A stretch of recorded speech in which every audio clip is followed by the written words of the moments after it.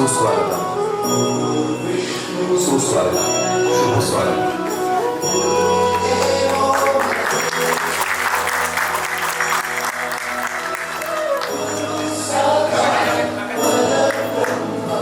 वैश्विक सिद्धांत या द्वितीय ग्रंथाचा प्रकाशन सोहळा आणि ग्रंथपूजनाचा कार्यक्रम होते.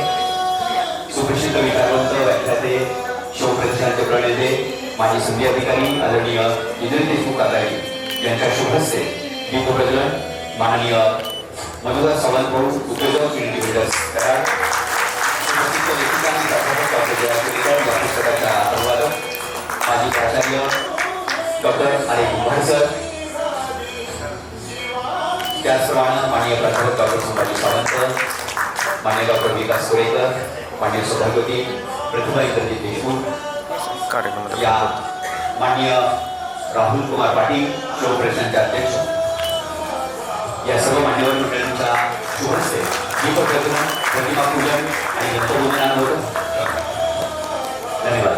माननीय यतीन सावंत या सर्वांच्या शुभ हस्ते दीपप्रज्वलन, प्रतिमा पूजन आणि ग्रंथपूजन. ज्ञानेश्वरी आणि तुकारामांच्या गुणगाथा या आपल्या महान ग्रंथांचं पूजन गीत झालेलं आहे. सुप्रसिद्ध विचारवंत आणि व्याख्याते उद्योजक युनिटी बिल्डर्स कराड माननीय मधुकर सावंत भाऊ, सुप्रसिद्ध लेखिका डॉक्टर जया कोरेकर मॅडम, माजी प्राचार्य डॉक्टर आर कुंभार सर, या सर्व मंडळींना व्यासपीठावरती येण्याची विनंती. वैश्विक सिद्धांत या द्वितीय ग्रंथाचा प्रकाशन सोहळा इन्फर्नल रेसिडेन्सी कराड इथं होतोय. त्या निमित्तानं दीपप्रज्वलन, प्रतिमा पूजन, ग्रंथपूजनानं या कार्यक्रमाचा शुभारंभ होतोय. सर्वांचं ज्या पद्धतीनं प्रयत्न केला तशाच पद्धतीचं ब्रह्मलीन रोटरियन राहुल मधुकर सावंत यांच्या लेखणीतून साकारलेला मूळ इंग्रजी ग्रंथ तो मराठीमध्ये आज प्रकाशित होतोय आणि राष्ट्र जडणघडणीमध्ये शुभांना घडवलं आणि भारतामध्ये नव्हे जगामध्ये एक आदर्श राजा, एक नीतिमान राजा, एक उत्तम उदाहरण म्हणून आपल्या सर्वांसमोर प्रेरणादायी हात जोडावे. जिजाऊ वंदना.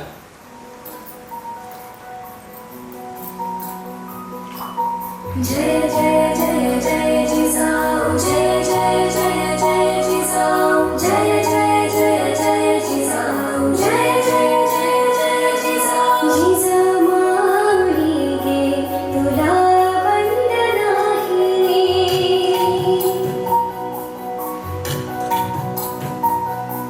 जिजामाऊली गे तुला वंदन आहे.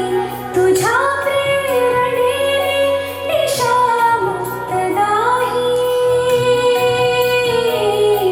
जिजामाऊली गे तुला वंदन आहे.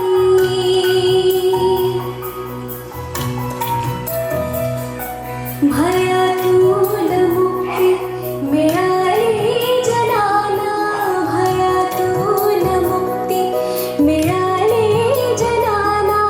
गुलामी कोणाला कोणाचीच नाही, नसे दुःख कोणा नसे देऊन कोणा, मुलाला मुलाला नसे दैन्य काही.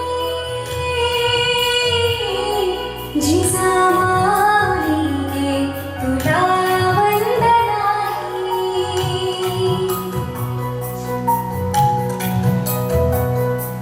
जशी पार्वती ती प्रिया शंकरास, तशी प्रेरिका गे शहाजीस तूही. जसा संविभागी बळी पूर्वकाळी, शिवाजी जनाच्या तसे चित्त देही. जिजामाऊली गे तुला वंदन आहे.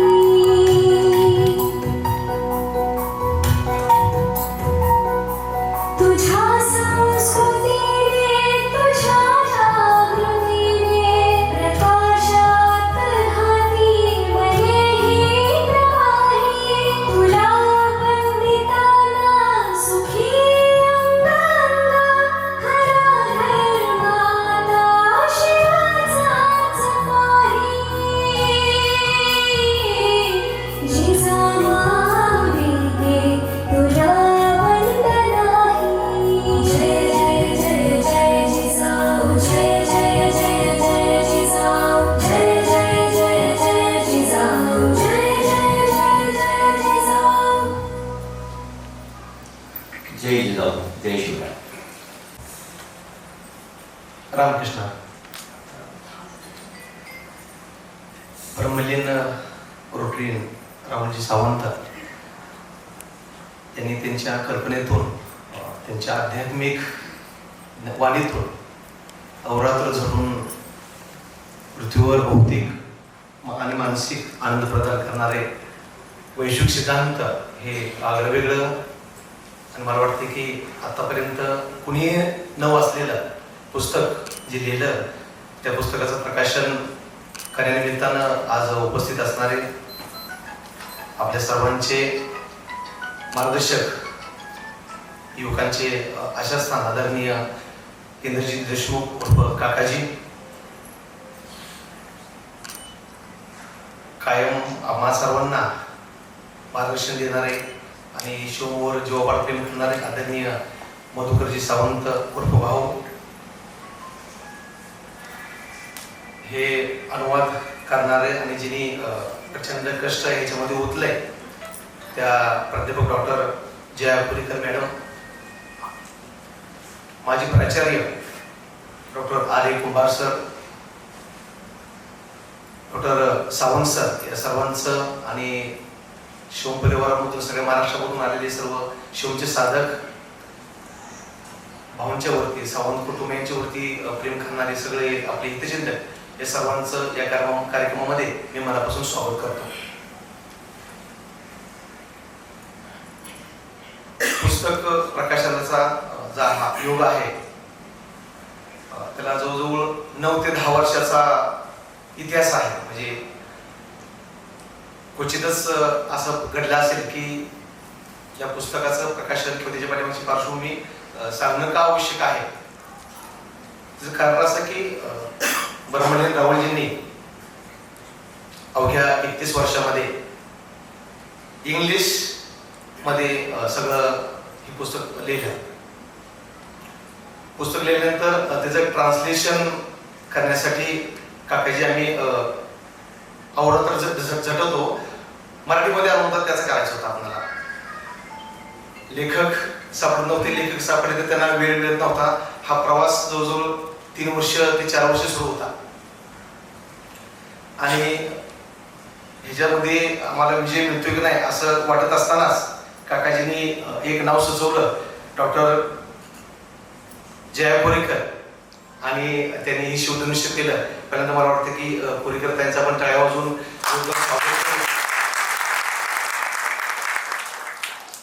पहाटे 4 ते 8 असं जवळजवळ 9 ते 10 महिने या कामासाठी त्यांनी घालवले.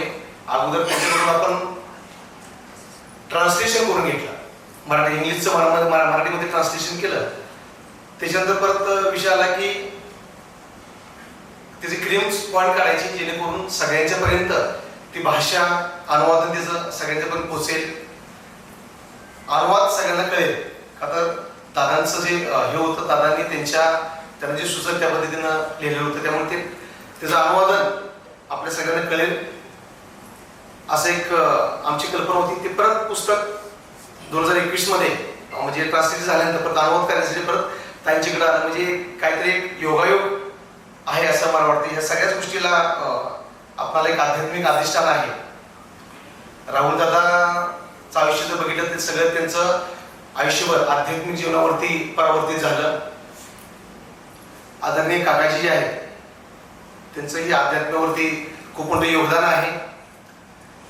पुरेकर मॅडम जे आहेत त्या सुद्धा आध्यात्मिकवरती त्याचा गाढा अभ्यास आहे आणि या पुस्तक प्रकाशनाचं जे नियोजन आहे हे सुद्धा शिवम आध्यात्मिक आणि सांस्कृतिक प्रतिष्ठान करते.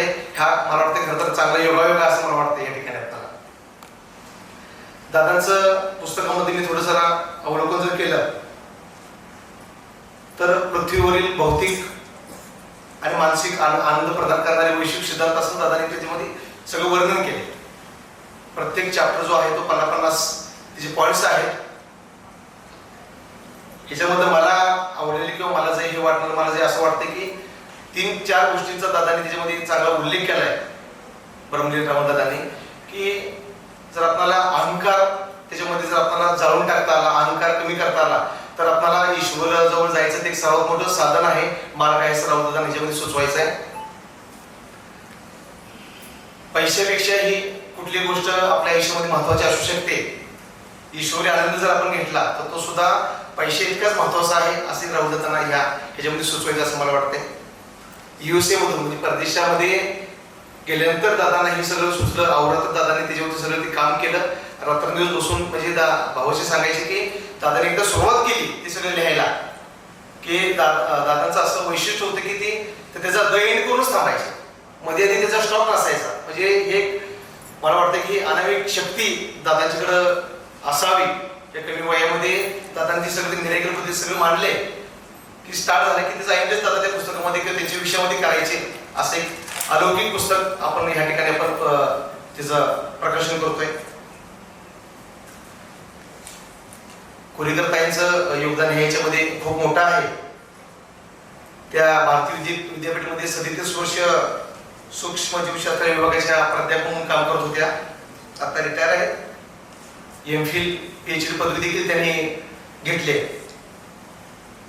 60 निबंध त्यांनी प्रकाशित केले आणि 60 निबंधांचं त्यांनी इंग्रजीतून मराठीमध्ये अनुवाद केला. 100 म्हणजे भारतभरामध्ये आतापर्यंत झालेल्या 100 कॉन्फरन्समध्ये त्यांनी आपला सगळा सहभाग नोंदवलाय. 4 आंतरराष्ट्रीय पुस्तकांचं प्रकाशन देखील त्यांच्या हस्ते झाले. एक जर्मन पेटंट देखील ताईंच्या नावावरती आहे.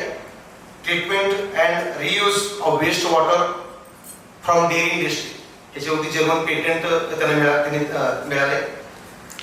पुस्तकातील विशेष सांगायचं म्हटलं तर आपल्याला एवढंच सांगता येईल की जीवनाची उंची वाढवणार, बोलण्या आणि वागण्यामध्ये प्रामाणिकपणा कसा आणायचा आणि आनंदी जीवन कसं व्यतीत करायचं हा एक संदेश राहुल दादांना या पुस्तकामध्ये द्यायचा आहे असं मला वाटतंय. भाऊंच्या बाबतीत सांगायचं झालं तर भाऊंचं आणि शिवमचं नातं एकदम घट्ट आहे. भाऊंचं यतीन दादांचं शिवमला असलेलं योगदान हे आम्ही सगळेजण आयुष्यभर विसरू शकत नाही. त्याचं कारण असं आहे की 10,000 रुपये जर एखाद्याला देणगी मागण्यासाठी आम्हाला जायचं असेल तर साधारणतः 10 वेळ जावं लागतं. पण भाऊनी कमीत कमी मला वाटतं की 1 ते 1.25 कोटी रुपये शिवमसाठी दिले. हे भाऊंसाठी खूप अभिमानाची गोष्ट आहे. दातृत्व आणि कर्तृत्व लाभलेलं असं एक कुटुंब आहे भाऊंचं. तोच वारसा यतीन दादा पुढे चालवत आहेत. प्रताप दादा आम्ही जानेवारीच्या कार्यक्रमाच्या निमित्तानं दादांच्याकडे गेलो. दादांनी देणगी दिली. पुढच्या वर्षी गेल्यानंतर दादांनी विचारले की जेवणाचा खर्च किती आहे. तर म्हणजे साधारणतः 50,000 ते 60,000 दरम्यान दादा आहे. पण यतीन दादाने प्रश्न केला की तुम्ही माझ्याकडून 30,000 रुपये काय घेतले, जेवणाचे काय पैसे घेतले नाही. आणि तुम्हाला सांगायला मला आनंद वाटेल की पाठ्यमागचा राहिलेला बॅकलॉग आणि पुढच्या वेळी जेवणाचे पैसे असं देणे म्हणून येते दादांनी दिले. दादांसाठी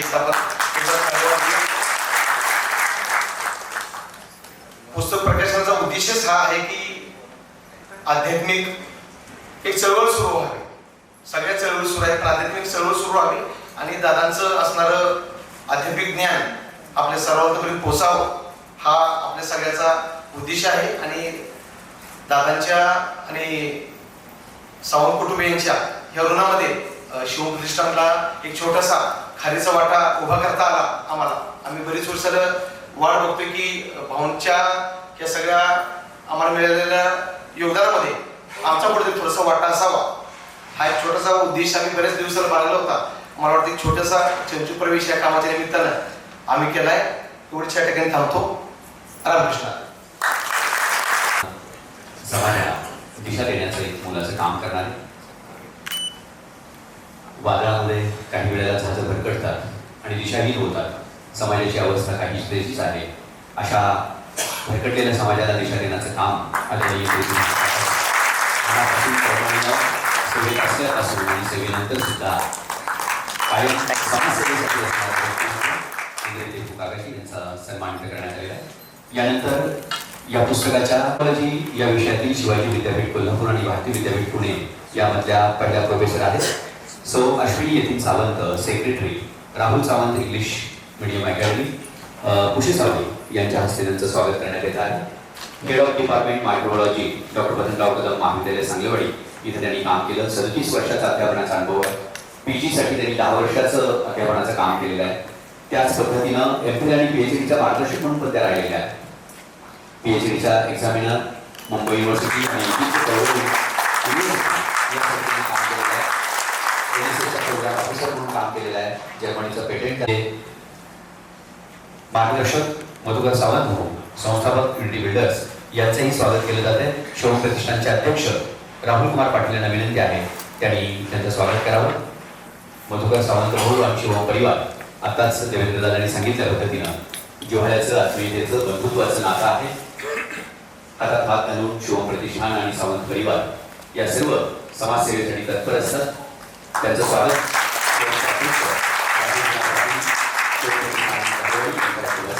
करण्यात येतो. आणि कुंभार सर भाऊचे सहकारी जीवाभावाचे मित्र प्राचार्य डॉक्टर आर्य कुंभार सर माजी प्राचार्य यांचं स्वागत.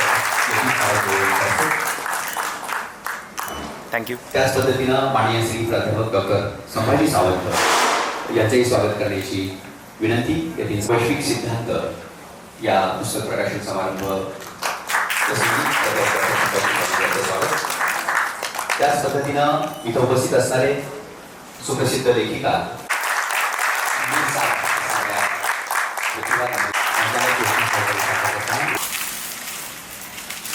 शाळेच्या गजरामध्ये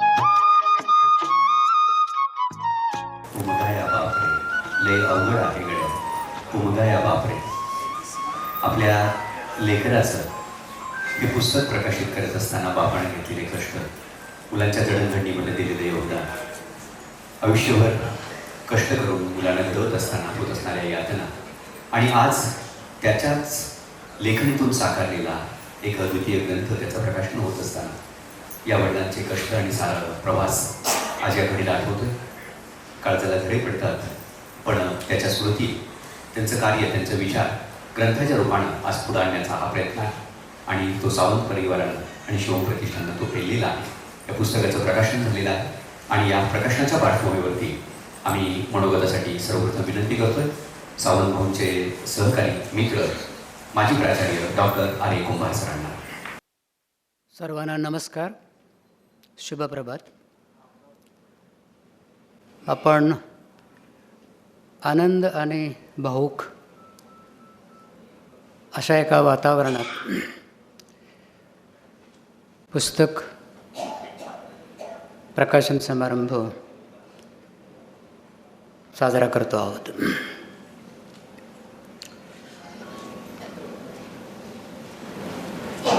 या पुस्तकाचे लेखक ब्रह्मलीन रोटरॅक्ट राहुल सावंत लिखित सायन पब्लिकेशनद्वारा प्रकाशित आणि डॉक्टर कुरेकर यांनी अनुवादित केलेल्या पृथ्वीवर भौतिक आणि मानसिक आनंद प्रदान करणारे वैश्विक सिद्धांत या पुस्तक प्रकाशन समारंभाचे अध्यक्ष, शिवम प्रतिष्ठानचे संस्थापक आणि महाराष्ट्राचे ख्यातनाम व्याख्याते आदरणीय इंद्रजित देशमुख साहेब, युनिटी बिल्डरचे संस्थापक, उद्योजक, जे बोलतात कमी पण त्यांचं काम खूप बोलतं असे आदरणीय मधुकरराजे सावंत तथा भाऊ, ज्याने या पुस्तकाचा अनुवाद केला त्या डॉक्टर कुरेकर मॅडम, SJM कॉलेजच्या इंग्रजी विभागाचे माजी प्रमुख डॉक्टर सावंत सर, भाऊंचे सर्व नातेवाईक, मित्र, कुटुंबीय, समोर बसलेले काही मान्यवर आणि बंधू भगिनींनो, भाऊंनी मला या कार्यक्रमासाठी बोलावलं आणि बोलण्याची संधी दिली, याबद्दल भाऊंना मी मनापासून धन्यवाद देतो, आभारही मानतो. मी या पुस्तकाबद्दल बोलणार नाही. पुस्तकाबद्दल बोलण्याचा अधिकार आदरणीय इंद्रजित देशमुख साहेब यांना आहे. याचं कारण, ज्यांनी या पुस्तकाची त्यांनी लिहिलेली प्रस्तावना वाचलेली असेल त्यांच्या ते लक्षात येईल.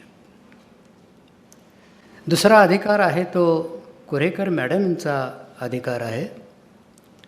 त्याने या पुस्तकाचा अनुवाद केलेला आहे. अनुवाद करणं हे तसं खूप कठीण काम असतं. दोन्ही भाषेवर प्रभुत्व असावं लागतं. ज्या पुस्तकाचा अनुवाद करायचा आहे त्या पुस्तकाचा प्रतिपाद्य विषय समजून घ्यावा लागतो आणि वाचनीय आणि आकलनीय भाषेमध्ये तो मांडावा लागतो. हे शिवधनुष्य डॉक्टर कुरेकर मॅडमनी पेललेलं आहे आणि ते पेलताना या पुस्तकातील सगळे बारीक सारीक तपशील त्यांना माहिती आहेत आणि त्यामुळं त्यांचाही अधिकार या पुस्तकावर बोलण्यासंबंधीचा आहे. आणि म्हणून ह्या दोघांच्याही अधिकार क्षेत्रामध्ये हस्तक्षेप न करता मी या पुस्तकाचे लेखक ब्रह्मलीन राहुल सावंत यांच्याबद्दल बोलणार आहे. लेखकांना मी पाहिलेलं नाही, त्यांची माझी भेटही झालेली नाही. 10 वर्षापूर्वी ते मला जे भेटले ते एका पुस्तकाच्या रूपानं त्यांनी लिहिलेलं the constitution of universe defined by God या पुस्तकाच्या माध्यमातून ते मला भेटले. भाऊने हे पुस्तक मला वाचायला दिलं. मी ते वाचलं आणि मी प्रामाणिकपणे सांगतो, मला त्यातलं काहीही समजलं नाही.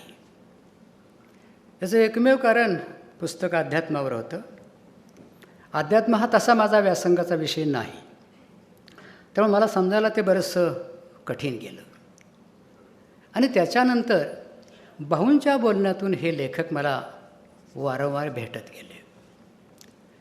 जेव्हा जेव्हा विषय निघाल तेव्हा भाऊ म्हणायचे की सर, आमच्या संपूर्ण सावंत कुटुंबामध्ये हा मुलगा वेगळाच होता. बाकी सगळी मुलं हसायची, खेळायची, पण हा मात्र एकटाच स्वतःच्याच विचारात गुंतलेला असायचा. स्वतःलाच काही प्रश्न विचारायचा आणि स्वतःच उत्तरं द्यायचा. त्या विचारलेल्या प्रश्नांची उत्तरं आम्हाला देता येत नव्हती. आणि मग मी विचार करायला लागलो की एकाच कुटुंबामध्ये असा वेगळा मुलगा कसा असू शकतो. आणि सुदैवानं त्याच काळामध्ये माझ्या वाचनात 1983 साली अमेरिकेमध्ये जे संशोधन झालं, डॉक्टर हॉवर्ड गार्डनर यांनी बहुमत बुद्धिमत्तेचा सिद्धांत मांडला. ते म्हणतात की बुद्धिमत्ता एक नसून अनेक आहेत. अशा 8 बुद्धिमत्तांचा त्यांनी शोध लावला. शाब्दिक आणि भाषिक बुद्धिमत्ता जी कविलेखकांच्याकडं असते, तार्किक आणि गणितीय बुद्धिमत्ता जी शास्त्रज्ञांच्याकडं असते, आंतरव्यक्ती बुद्धिमत्ता जी समाजसुधारांच्याकडं असते, त्याला परसंवादी बुद्धिमत्ता असंही म्हणतात. व्यक्तिअंतर्गत बुद्धिमत्ता, स्वसंवादी बुद्धिमत्ता ही आध्यात्मिक लोकांच्याकडं, संतांच्याकडं असते, तार्किक लोकांच्याकडं असते. शारीरिक बुद्धिमत्ता ही खेळाडूंच्याकडं आणि नर्तक नर्तिकेंच्याकडं असते. सांगीतिक बुद्धिमत्ता ही गायकांच्याकडं असते, संगीतकारांच्याकडं असते. अवकाशीय बुद्धिमत्ता ही खगोलशास्त्रज्ञांच्याकडं असते आणि निसर्गविषयक बुद्धिमत्ता ही पर्यावरण तज्ज्ञांच्याकडं असते. अशा 8 बुद्धिमत्ता हॉवर्ड गार्डनर यांनी मांडल्या आपल्या फ्रेम्स ऑफ माइंड या पुस्तकात. आणि त्यांनी पुढं जाऊन असं म्हटलेलं आहे की मूल जेव्हा जन्माला येतं तेव्हा त्याच्या मेंदूमध्ये ही 8 केंद्रं असतातच. प्रत्येक माणसाच्या मेंदूमध्ये ही 8 केंद्रं असतात. फक्त मेंदूमधले जे न्यूरॉन्स हे जेव्हा ह्या केंद्राकडे जातात तेव्हा काही केंद्राकडे ते जास्त प्रमाणात जातात, काही केंद्राकडे कमी प्रमाणात जातात. आता यासंबंधी कुरेकर मॅडम अधिक बोलले, त्या सूक्ष्म जीवशास्त्रज्ञ आहेत त्यामुळे ते अधिक बोलतील. जिकडे ते जास्त जातात ती बुद्धिमत्ता प्रभावी होते, जिकडे कमी जातात तिकडं कमी प्रभावी होते. आणि मग हे माझ्या वाचनात आलं आणि मी सगळ्या बुद्धिमत्तांचा अभ्यास केला की अरे राहुल सावंत हे लेखक नेमके कोणत्या बुद्धिमत्तेमध्ये आहेत.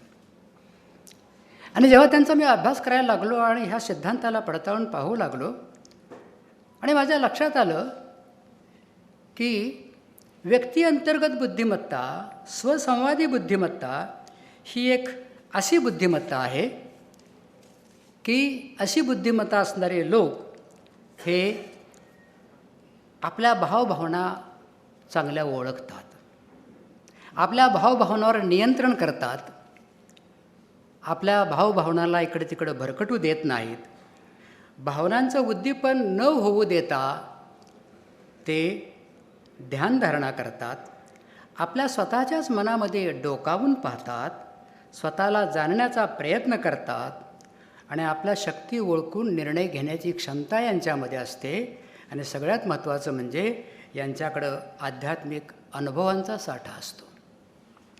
मग मला सापडलं अरे राहुल सावंत हे तरी कसे होते, जे भाऊंच्या बोलण्यातनं मला कळालं की हे सुद्धा स्वतःचा शोध घेत होते, स्वतःच्या मनात डोकावून पाहत होते आणि स्वतःला प्रश्न विचारत होते, मी कोण, माझा जन्म का झालेला आहे, ह्या वैश्विक पर्यावरणात माझं नातं नेमकं कुठं कुठं आहे, हे ते पाहत होते. याचा अर्थ नक्कीच राहुल सावंत यांच्याकडं व्यक्ती अंतर्गत बुद्धिमत्ता, इंट्रापर्सनल इंटेलिजन्स होता असं मला त्यातनं जाणवलं. आणि त्या खलोखाल जसं हॉवर्ड गार्डनर म्हणतात, 1 किंवा 2च बुद्धिमत्ता प्रभावी असते प्रत्येकाकडं, बाकी सुप्त स्वरूपामध्ये असतात सगळ्यांच्याकडंच. मग दुसरी बुद्धिमत्ता यांच्याकडं कोणती असेल, तर दुसरी बुद्धिमत्ता माझ्या असं लक्षात आलं की तार्किक आणि गणितीय बुद्धिमत्ता जी असते, असा माणूस काय करतो तर तो तार्किक विचार करतो, अमूर्त विचार करतो, मूर्त गोष्टीवर फारसं लक्ष देत नाही. घटनांचं विश्लेषण करण्याची क्षमता अशा माणसाकडं असते. त्याला पारंपरिक गोष्टी आवडत नाहीत पण निर्मिती मात्र आवडते. ह्या पार्श्वभूमीवर मी जेव्हा राहुल सावंत यांच्याकडे पाहतो तेव्हा माझ्या असं लक्षात आलं, अरे हे लेखकसुद्धा प्रत्येक गोष्टीचा तार्किकतेने विचार करत होते, भौतिकतेपेक्षा अभौतिक गोष्टीवर आपलं मन ते केंद्रित करत होते आणि विश्वात प्रत्येक गोष्टीचं विश्लेषण करण्याची त्यांच्याकडे क्षमता होती. प्रपंचात मात्र ते रमत नव्हते आणि नवनिर्मिती करत होते. ती नवनिर्मिती म्हणजे सध्याचं पुस्तक होय. आणि मग माझ्या लक्षात आलं की राहुल सावंत यांच्याकडे 2 बुद्धिमत्ता होत्या, एक व्यक्तिअंतर्गत बुद्धिमत्ता आणि दुसरी तार्किक किंवा गणितीय बुद्धिमत्ता. तार्किक किंवा गणितीय बुद्धिमत्ता होती याचं दुसरं कारण म्हणजे ते स्वतःच इंजिनियर होते. त्यांनी परदेशामध्ये अमेरिकेमध्ये जाऊन MS केलं होतं, हे त्याचं प्रूफ आहे, त्याचा पुरावा आहे. अशा 2 बुद्धिमत्ता असणारी व्यक्ती नेमकं काय करते, ही 2 बुद्धिमत्ता असणारी व्यक्ती ही नेहमी समाजाला काहीतरी देण्याचं काम करते. हे महत्त्वाचं आहे. ही माणसं दुसऱ्याला काहीतरी देत असतात, देऊ इच्छितात. माणसं 3 गोष्टी देऊ शकतात. एक म्हणजे पैसा देऊ शकतात, ज्ञान देऊ शकतं किंवा सेवा देऊ शकतं. पैसा असेल तर पैसा द्या, तुमच्याकडे ज्ञान असेल तर ज्ञान द्या, दोन्हीपैकी काहीच नसेल तर किमान सेवा देता येते. राहुल सावंत यांनी खूप ज्ञान मिळवलं होतं आणि हे ज्ञान आपण लोकांना द्यावं असं त्यांना वाटत होतं आणि म्हणून देण्याची भूमिका त्यांनी स्वीकारली. पान नंबर 98वर त्यांनी देण्याचा सिद्धांतच मांडलेला आहे. आणि मग त्याने असं ठरवलं की मला द्यायचं आहे आणि त्या देण्याच्या सिद्धांतामध्ये त्याने असं म्हटलेलं आहे, तुम्ही तेच देता जे तुमच्याकडं असतं, तुमच्याकडे जे नाही ते तुम्ही नाही देऊ शकत. एक गृहस्थ बाहेर निघाले होते, कुठेतरी त्यांना गावात जायचं होतं आणि तेवढ्यात घरातून आवाज आला पत्नीचा, अहो बाहेर कुठं निघाला आहे का, तर हो, तर जाताय ठीक आहे पण मला जरा बाजाराला पैसे लागतात, मला पैसे देऊन मग जा. त्या पतीला असं वाटलं की आपली पत्नी काही फारशी व्यवहारी नाही, त्याला व्यवहार जमत नाही, खरेदी विक्री जमत नाही. तर ते मोठ्यानं असं म्हणाले की हे घे 500 रुपये, पण जाताना माझ्याकडनं थोडीफार जरा अक्कलसुद्धा घेऊन जा. त्या पत्नी पटकन म्हणाली, हे पहा, जे तुमच्याकडं आहे तेच मागते, जे नाही ते कशाला मागू. आपणाला अर्थ कळाला असेल त्याचा. तेव्हा माणूस काय देऊ शकतो, जे आहे तेच तुमच्याकडे देणार हो. त्यात तुम्ही काय कमवलं हे महत्त्वाचं असतं ना. आणि पुढचं त्याच्यामध्ये त्याने असं म्हटलेलं आहे की आपल्याकडं जे आहे ते दुसऱ्याला द्यावं, कारण ईश्वर सहस्र हाताने ते तुम्हाला परत करत असतो. पण ईश्वर परत करत असताना ईश्वरसुद्धा फार चाणाक्ष आहे बरं का. ईश्वर ते परत करत असताना तुम्ही नेमकं काय पेरलंय त्याच्या हिशोबातच तो परत करतो. त्याच्यापेक्षा जास्त तुम्ही किती जरी भक्ती केली तर तुम्हाला देणार नाही. तो तुम्ही पेरलंय काय हे बघत असतो. राहुल सावंत यांनी इतकं काय त्या पुस्तकातनं पेरलं की प्रत्येक पानापानावर तुम्हाला असं दिसेल की तुम्हाला त्यांनी काहीतरी संदेश दिलेला आहे. जगण्याचं तत्त्वज्ञानच सांगितलेलं आहे. ते म्हणतात आयुष्य कसं असावं, तर आयुष्य लहान मुलासारखं असावं. कारण लहान मुलाला फक्त वर्तमान काळ माहिती असतो, भूतकाळ आणि भविष्यकाळ माहिती नसतं. वर्तमान काळात ते हसत असतं, खेळत असतं, शिकत असतं. लहान मुलासारखं असावं. पण आत्मा मात्र वृद्धासारखा असावा. वृद्ध हा परिपक्व असतो. वृद्धाला श्रेयस आणि प्रेयस कळत असतं. म्हणून आत्मा हा वृद्धासारखा असावा असं ते आपणाला सांगतात. दुसरं ते सांगतं एकच काळ अस्तित्वात आहे. आपल्यासाठीच मी बोलतो आहे. एकच काळ अस्तित्वात आहे, तो म्हणजे वर्तमान काळ. भूतकाळाचाही फार विचार करू नका, भविष्यकाळाचा विचार करू नका. आजचा आनंद घ्या असं आपणाला ते सांगतायत. भूतकाळ उकरून काढण्याची सवय आता अलीकडं बऱ्याच लोकांना आहे. वरपासून खालीपर्यंत आहे. फक्त भूतकाळ उकरायचा. आणि त्या भूतकाळात लोकांना असं रममान करायचं की वर्तमान काळाचं जर जिनच नाहीच होऊन गेलं पाहिजे, अशा प्रकारची व्यवस्था आहे. तर ते आपल्या पुस्तकात सांगतात की नाही, वर्तमान काळच महत्त्वाचं आहे, हे आपण लक्षात घ्यावं असं ते सांगतायत. ते म्हणतात आत्मा जो आहे की नाही, तो आत्मा हा शरीराद्वारे व्यक्त होतो, हे खरं आहे. पण आत्मा तेव्हाच शांत असतो जेव्हा तुमचं शरीर आणि मन स्वस्थ असतं. तेव्हाच तुमचा आत्मा चांगला विचार करू शकतो असं त्यांनी म्हटलेलं आहे.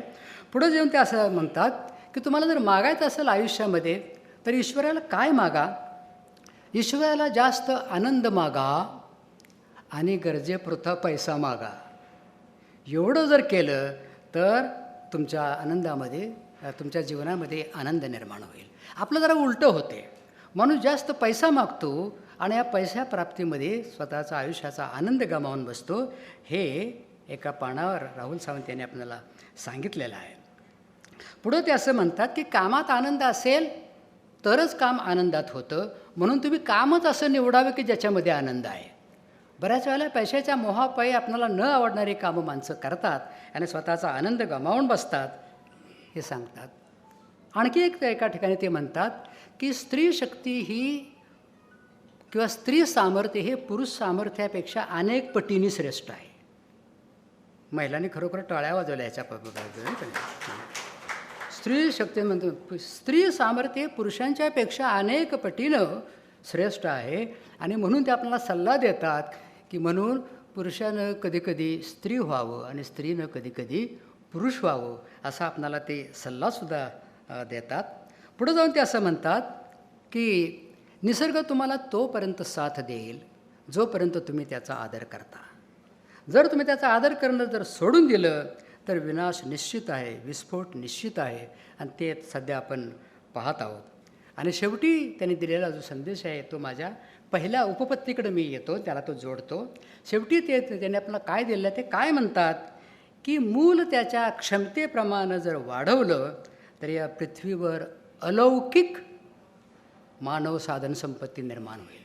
त्याच्या क्षमतेप्रमाणे वाढवा. मगाशी मी जे म्हटलं का नाही की 2 बुद्धिमत्ता श्रेष्ठ असतात, त्याप्रमाणे जर वाढवलं का नाही तर मुलं खरोखर खूप मोठी होतात. पण तिकडं काही बघायचंच नाही. मेडिकल इंजिनिअरिंग एवढ्या 2मध्ये ती सगळी पोरं त्यासारख्यात घालायची, त्याची बाकी क्षमता बघितल्या जात नाहीत. मला असं वाटतं, मगाशी विषय निघाला होता, मला असं वाटतं जर रवींद्रनाथ टागोरांना सायन्स फॅकल्टीमध्ये जर टाकलं असतं तर भाषेचं नोबेल पारितोषिक काही भारताला काही मिळालं नसतं. CV रमननं जर सांगितलं असतं की तू साहित्याचा अभ्यास कर तर भारताला एवढा मोठा शास्त्रज्ञ मिळाला नसता. आपली मोठी चूक समाजाची हीच होते. आपल्याला राहुल सावंत जागं करतात त्यासाठी. मोठी चूक इथंच होत्या की मुलाच्या क्षमता न ओळखता त्यांना त्याच्यामध्ये आपण सारतो आहे. एका ब्रिटिश माणसानं असं म्हटलेलं आहे की राधाकृष्णन यांच्यानंतर भारतामध्ये एकही तत्त्वज्ञ जन्माला आलेला नाही, त्या ताकदीचा जन्माला आलेला नाही. आणखी तुम्हाला आश्चर्याची गोष्ट सांगतो, तुम्हाला हे आश्चर्य वाटेल की बऱ्याचशा साहेब विद्यापीठातली तत्त्वज्ञानाची डिपार्टमेंटच बंद होत आहेत. बरेच डिपार्टमेंट आर्ट्स फॅकल्टीची बंद होत आहेत की जणू काही हे विषय हे माणसाच्या जीवनाला आवश्यकच नाहीत. अशा प्रकारचं सगळं वातावरण जे तयार होतं आहे आणि त्यामुळं आपणाला मोठी माणसं मिळत नाहीत. राहुल सावंत आपणाला या पुस्तकातून ते जागं करतायत की नाही, मुलांच्या क्षमतेप्रमाणे वाढवा, हा संदेशही त्याने आपल्याला द्यायचा आहे. खरं तर राहुल सावंत यांना आणखी बरंचसं काही द्यायचं होतं, परंतु दुर्दैवानं त्यांना 31 वर्षाचंच आयुष्य मिळालं. आणि अखेरच्या दिवशी त्यांनी आपल्या वडिलांना बोलवून घेतलं. मी सुरुवातीला म्हणालो की हा भावूक कार्यक्रम होता. सगळं सभागृह गहिवरलं होतं. काकींच्या डोळ्यात अजूनही अश्रुधारा आहेत, भाऊंच्या डोळ्यात ही अश्रू उभे आहेत. त्यांनी भावना बोलवून घेतला आणि भावना काय सांगावं त्याने. त्या भावना म्हणाले, भाऊ आपलं पुण्य कमी पडते, मग काय करायला पाहिजे बाळा, तर आपणाला काहीतरी समाजाला द्यायला पाहिजे. मी निघालो आहे, तुम्ही काहीतरी समाजाला द्यावा असं मला वाटते. मित्र हो, विचार करा. मृत्यूच्या दारात या माणसाला मृत्यूची भीती नाही.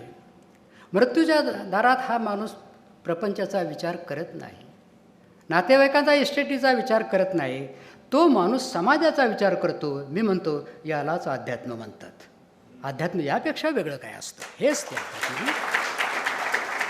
आणि या पुस्तकाचा सार एकच त्यांनी सांगितलेलं आहे, ईश्वर सत्य आहे आणि सत्य हाच ईश्वर आहे.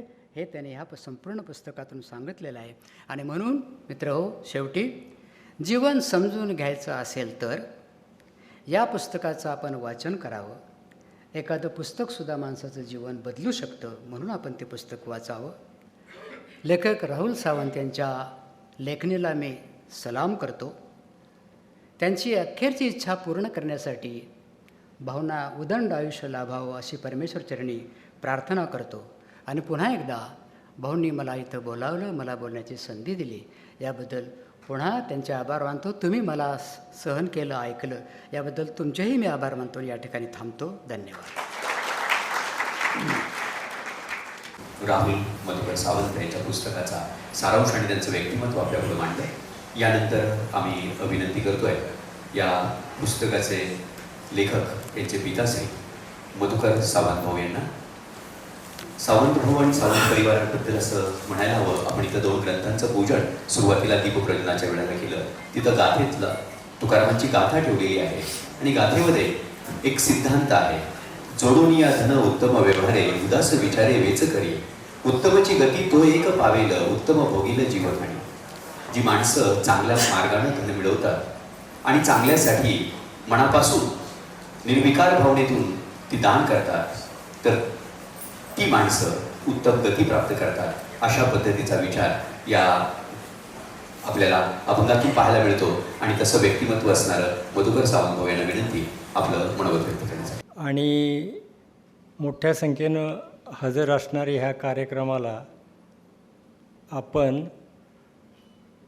आपणा सर्वांचं ह्या कार्यक्रमाला उपस्थित राहिल्याबद्दल आभार मानतो, अभिनंदन करतो. असंच प्रेम आमच्यावरती आपलं असावं एवढी विनंती करतो.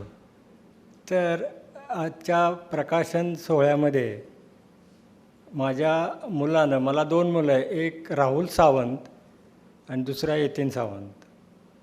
त्याच्यामध्ये ही 2 मुलं होली फॅमिली स्कूलमध्ये शिकली. त्याच्यामध्ये सांगण्यासारखं विशेष म्हणजे राहुल हा माझा थोरला मुलगा आणि तो अत्यंत शांत, हुशार आणि कमी बोलणारा होता. त्याच्या विरुद्ध त्या शाळेमध्ये शिकणारा माझा धाकटा मुलगा यतीन अत्यंत खोडकर होता. आणि त्याच्यामुळे ही 2 टोकं मला ती जोडता खूप त्रास व्हायचा. परंतु मुलं म्हटल्यानंतर ते सर्व आम्ही विसरून जायचो. त्यानंतर राहुल हा प्राथमिक शिक्षण होली फॅमिलीमध्ये झाल्यानंतर इंग्लिश मिडियम स्कूलमध्ये, त्याच्यानंतर त्याला इंजिनियर व्हायचं होतं आणि तो गव्हर्मेंट इंजिनिअरिंग कॉलेजमध्ये इंजिनियर झाला. थोडक्यात मी हे सर्व सांगत आहे, बरेच वक्ते अजून बोलायचे आहेत. तर इंजिनियर झाल्यानंतर कुठेही त्याला डोनेशन वगैरे द्यायला लागलं नाही. ही त्याचं वैशिष्ट्य होतं. तो स्वतःच्या ह्याच्यावरती अमेरिकेला गेला. अमेरिकेमध्ये लॅमर युनिव्हर्सिटीमध्ये त्यानं MS केलं. MS करत असताना आमचा संवाद चालू होता ईमेलवरती. दररोज आम्ही एकमेकाला भेटत होतो. भेटत असताना तो कधीही म्हटला नाही की मी भारतात परत येणार आहे. आम्हाला वाईट वाटायचं की आम्ही ह्याला तिकडं पाठवून चूक तर केली नाही ना. तर आम्हाला त्याची खूप गरज होती. आणि असं चालू असताना 2 वर्षाच्या कालावधीमध्ये मला अचानक एक दिवशी मेल आला की बाबा I am coming for ever. मला आनंद झाला. आनंद झाल्यानंतर मग मी सर्वांना सांगितलं राहुल येतोय आपला म्हणून. तो अमेरिकेवरनं परत आला आणि ते येत असताना मी त्याला तिथं असतानाच विचारलं होतं की अचानक हा तो निर्णय कसा काय घेतलास? हा निर्णय घेण्याचं कारण काय? म्हणजे मला त्याची माहिती पाहिजे की बाबा तू अजिबात न येणारा मुलगा तू या ठिकाणी मेल करतोयस की मी कायमचा तिकडे येत आहे. खोदून विचारल्यानंतर त्यानं सांगितलं, बाबा म्हटलं मी ध्यानामध्ये अशा ठिकाणी पोचलो होतो की तिथून परत येणं शक्य नव्हतं आणि मला पृथ्वीवरती जीवन जगायचं आहे म्हणून मी परत येत आहे. म्हणजे अध्यात्मातली तिची ती ध्यानाची स्थिती एवढी पुढं गेली होती आणि तिथे म्हटला मला भीती वाटली आणि भीती वाटल्यानंतर मी परत घरी यायचा निर्णय घेतला. आल्यानंतर त्याचं वर्षभरात आम्ही लग्न लावून दिलं. लग्न लावल्यानंतर आम्हाला अशी अपेक्षा होती की आपण कॉन्ट्रॅक्टर आहे, आपला मुलगा इंजिनियर आहे, तो बी सिव्हिल इंजिनियर आहे आणि मग त्यानं हा व्यवसाय सांभाळावा अशी कुठल्याही पालकाची अपेक्षा असते. त्याप्रमाणे आमची सर्वसामान्य अपेक्षा होती. परंतु त्याचं जे काय आत्ता कुंभार सरांनी सांगितलं की त्याचं बुद्धिमत्ता काही वेगळीच होती. त्यांनी मला सांगितलं, बाबा माझा हा जन्म हे व्यवसाय वगैरे करण्यासाठी नाही. मला तुम्ही माफ करा आणि मला जे काही करायचं आहे ते करू द्या. आम्ही त्याला कुठल्याही प्रकारचा फोर्स केला नाही आणि त्याच्यामुळं त्याला वाचन आणि लिखाणाची खूप मोठी आवड होती. त्याच्यानंतर त्यानं पुस्तकं लिहायला सुरुवात केली. मला आनंद झाला. म्हटलं पुस्तक हे ज्ञानच आहे आणि ज्ञानासाठी तो स्वतःचं आयुष्य वेचायचं असलं तर त्याच्यामध्ये अभिमानाची गोष्ट आहे. मला त्याच्यामध्ये काहीही वाटलं नाही. धंदा करणारी पुष्कळ लोक भेटतात पण असं वेगळ्या प्रकारचं जीवन जगणारा माणूस आपल्या फॅमिलीमध्ये आहे. आम्ही त्याला पूर्ण सूट दिली आणि त्याच्यानंतर पहिलं पुस्तक त्यांनी 1 महिन्यामध्ये लिहिलं, प्रिंट करून पण आणलं आणि वितरण पण त्याचं करायला सुरुवात केली. म्हणजे अचाट बुद्धिमत्ता होती. पण त्या क्षेत्रामध्ये त्याला काम करायचं होतं. त्या क्षेत्रामध्ये काम करत असताना अचानक त्याला ताप यायला लागला आणि तो ताप कधीही ओसरला नाही. सर्व प्रकारचे डॉक्टर, पुण्याचे डॉक्टर, मुंबईचे डॉक्टर सर्वांनी त्याच्यावरती काम केलं परंतु ताप काही कमी आला नाही. आणि शेवटी डॉक्टरांनी काय डायग्नॉसिस करावं ते डायग्नॉसिस पण त्यांनी केलं नाही. म्हटले काय आम्हाला समजतच नाही तर आम्ही डायग्नॉसिस काय करणार. मग निव्वळ ट्रीटमेंट देत होते. मग कशाच्या आधारावर देत होते. आम्ही त्यांच्याबरोबर वाद घातला परंतु काही उपयोग झाला नाही. आणि त्याच्यात हे काम करत असताना हॉस्पिटलमध्ये, मुंबई हॉस्पिटलमध्ये एके दिवशी आम्ही त्याला जवळ उभा राहिलो होतो, जरा लांब होतो आणि तो कॉटवर होता. बाबा म्हटला इकडे या. म्हणजे खुणीनंच ते बोलायची सुद्धा त्याची अवस्था नव्हती. खुणीनं म्हटला बाबा इकडे या. मी गेलो जवळ. मग आत्ताच कुंभार सरांनी सांगितलं तेच मी परत सांगतो आहे की आपलं पुण्य कमी पडतं आहे. मग म्हटलं मी काय करायला पाहिजे आपणाला. तो म्हणाला ट्रस्ट काढूया. थोडेफार पैसे मी साठवलेले आहेत आणि त्याचा ट्रस्ट काढूया आणि त्याचा अध्यक्ष त्याच्या मामाला करायचं. आई, त्याची आई आणि मामा त्याच्याबरोबर कायम हॉस्पिटलमध्ये होते. त्याच्यानंतर थोड्या दिवसामध्ये, एक 3-4 दिवसामध्ये, म्हणजे पुण्य कमी पडते, ट्रस्ट काढा आणि गोरगरिबांना मदत करा, असा त्याचा जो काही विचार होता, तो विचार ऐकून मला तरी अगदी म्हणजे घामाघूमच झालो. म्हटलं शेवटच्या क्षणामध्ये माणूस काय मागत असतो, काय बोलत असतो, त्याच्या विरुद्धच हा व्यक्ती बोलतो आहे. कुणाचंही त्यानं नाव घेतलं नाही, कुणाचं काही केलेलं नाही. आणि एवढं सांगून त्यानं 1-2 दिवसामध्ये दिनांक 5 जानेवारी 2009 साली अखेरचा श्वास घेतला. आणि ते आमच्या कुटुंबासाठी किंवा संपूर्ण युनिटी बिल्डरसाठी, युनिटी उद्योग समूहासाठी फार मोठा आघात होता. आणि त्यातून आम्ही परत सावरलो. येणारे येतात, जाणारे जातात आणि सर्वांचंच त्या ठिकाणी प्रत्येकाच्या आयुष्याचं भलं होतंच असं नाही. सर्व त्याची जी काही इच्छा होती त्याप्रमाणे त्याचं छोटंसं कार्य होतं. ते कार्य केलं आणि वेळ आल्याबरोबर तो निघून गेला. आणि हे जाण्याचं जे काही दुःख आहे ते प्रत्येक क्षणाला आम्हाला ते जाणवतं आहे. आज या ठिकाणी त्याचं दुसरं पुस्तक, म्हणजे 4-5 पुस्तकाचं रॉ मटेरियल इंग्रजीमध्ये त्यानं लिहून ठेवलेलं आहे. पहिलं पुस्तक तो स्वतः प्रकाशन करून, विक्री करून 2-3 त्याचे एडिशन झाले आणि ती वितरित पण केली. आणि हे लिहिलेलं सगळं आम्ही नंतर वाचलं, बघितलं आणि असं वाटलं आम्हाला की ह्याचं प्रकाशन किंवा हे विचार अशा प्रकारचं काम समाजामध्ये जावं, यासाठी आम्ही बराच प्रयत्न केला. आणि त्याचं आम्ही गुरुस्थानी ज्यांना मानतो ते काकाजी, त्यांच्याकडे गेलो आणि त्यांनी म्हटले हे करता येणं शक्य आहे. आणि ते करत असताना त्यांच्या वेळेअभावी बरेच दिवस गेल्यानंतर त्यांनी कुरेकर मॅमना विनंती केली की हे काम तुम्ही करा. आणि साहेबांचा जेवढा विश्वास त्यांच्यावरती होता की त्यांनी एका क्षणात ते मान्य केलं. आणि त्यांना तो एक अभिमान वाटला, साहेबांनी मला काम सांगावं आणि मी करू नये किंवा करण्याचं त्यांनी धाडस केलं. आणि ते पुस्तक इतकं अप्रतिम झालेलं आहे की सर्वसामान्य, पहिल्या पुस्तकामध्ये ती लँग्वेज किंवा त्याचं ती अर्थ वगैरे सहसा लोकांना कळत नाही. तो स्वतःच म्हणतो लेखक की हे पुस्तक 5 वेळा वाचा म्हणजे तुम्हाला थोडं तरी काहीतरी कळलं. पण हे आम्ही ते सगळं ढवळून करून मोठं लिखाण आहे त्याच्यामध्ये, त्याच्यातलं एक छोटंसं भाग केला. आणि त्याचे जे काही सिद्धांत आहेत ते सिद्धांत तसेच ठेवले. 10 विषयावरती 50 सिद्धांत आहेत, असं 500 सिद्धांत त्या पुस्तकामध्ये आहेत. आणि त्या सिद्धांत वाचल्यानंतर किंवा त्याचं वाचन केल्यानंतर आणि तसं तुम्ही वागला तर आपल्या जीवनामध्ये भौतिक आणि मानसिक आनंद नक्कीच मिळेल, याच्याबद्दल तो खात्री देतो. आणि हे मोठं काम करण्याचं जे श्रेय आहे ते साहेबांना आणि कुरेकर मॅडमना आहे.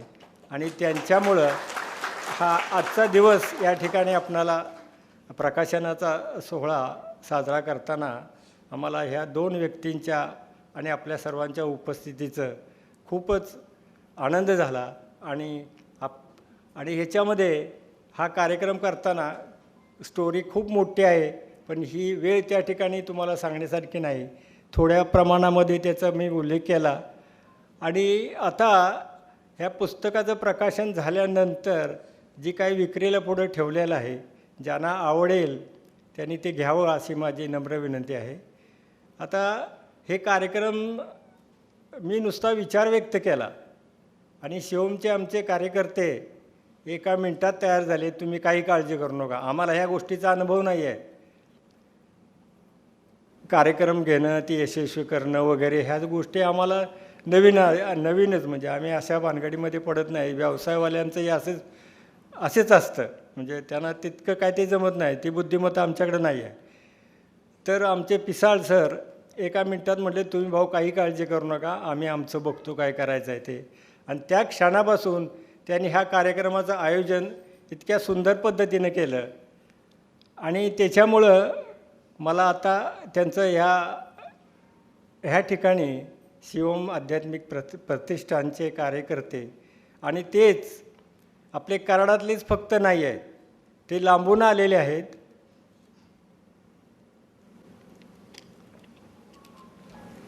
कोण कोल्हापूरवरून आले, कोण बारामतीवरून आले, कोण पुण्यावरून आले.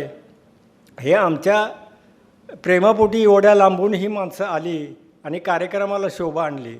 त्याबद्दल मी सर्वांचे व्यक्तिशः मी आभार मानतो आणि त्यांचा अभिनंदन करतो आणि 2 शब्द पुरे करतो. धन्यवाद. सूत्राचं उतरवत असणारं हे लेखन या वैश्विक ग्रंथाच्या रूपानं, वैश्विक सिद्धांताच्या रूपानं आपल्यासमोर येतं. त्याबद्दल मनोगत व्यक्त केलं. धन्यवाद. यानंतर डॉक्टर जया कोरेकर, प्राध्यापिका डॉक्टर जया कोरेकर मॅडमना विनंती आहे. त्याचं त्यांनी अनुवाद केलेला आहे. संत ज्ञानेश्वर म्हणतात, वाचे वरवे कवित्व, कवित्व वरवे रसिकत्व, रसिकत्व परतत्व, स्पर्शू जैसा. या सगळ्या ग्रंथाचा सार पुन्हा मराठीमध्ये अनुवादित करून आपल्या सर्वांसाठी आणणाऱ्या अनुवादिका प्राध्यापिका डॉक्टर जया कोरेकर. आदरणीय इंद्रजित देशमुख सर, मधुकर सावंत सर, कुंभार सर, सावंत सर आणि इथे उपस्थित त्यांच्यावर अलोट प्रेम करणारे सगळे आपण लोक, आपणा सर्वांना हार्दिक नमस्कार. ह्या पुस्तकाचा प्रवास देवेंद्र पिसाळ यांनी मांडला. तुम्ही थोडासा पुन्हा एकदा सांगणार आहे, कारण माझ्या आयुष्यात थोडासा हा चमत्कारच होता. अगदी सुरुवातीला ऑगस्ट 2020मध्ये पहिल्यांदा माझ्याकडे हा प्रस्ताव माननीय इंद्रजित देशमुख सरांनी मांडला. ते घरी आले तेव्हा मी खरंच अचंबित झाले, कारण माझा मुलगा आता अमेरिकेत असतो. तर त्याचा 10वीच्या त्याला सगळ्या मेरिट्समध्ये तो आला होता. त्याचा सत्कार सॅलरी अर्नर्स सोसायटी सांगली तिथे झाला होता आणि तो देशमुख साहेबांच्या हस्ते झाला होता. आणि खूप सुंदर त्यांचं विवेचन आम्ही ऐकलं होतं संस्कारावर. तर ते इतकं ठळकपणे मनावर बिंबलेलं होतं. आणि त्याच्यानंतर सर एकदम घरी आले बऱ्याच वर्षांनी आणि मला आश्चर्याचा धक्का बसला. सर म्हटलं, म्हणजे आम्हाला दोघांनाही खूप आनंद झाला. त्यांनी हा प्रस्ताव मांडला. तर मी म्हटलं, हो, आपण माझ्याकडे आला, मी हे करणारच. मी बघितलंही नव्हतं लिखाण. त्याच्यानंतर मी ते लिखाण बघितलं. खूप मोठं म्हणजे ते हे होतं, म्हणजे काय म्हणायचं त्याला, व्हॉल्यूम वॉज टू बिग.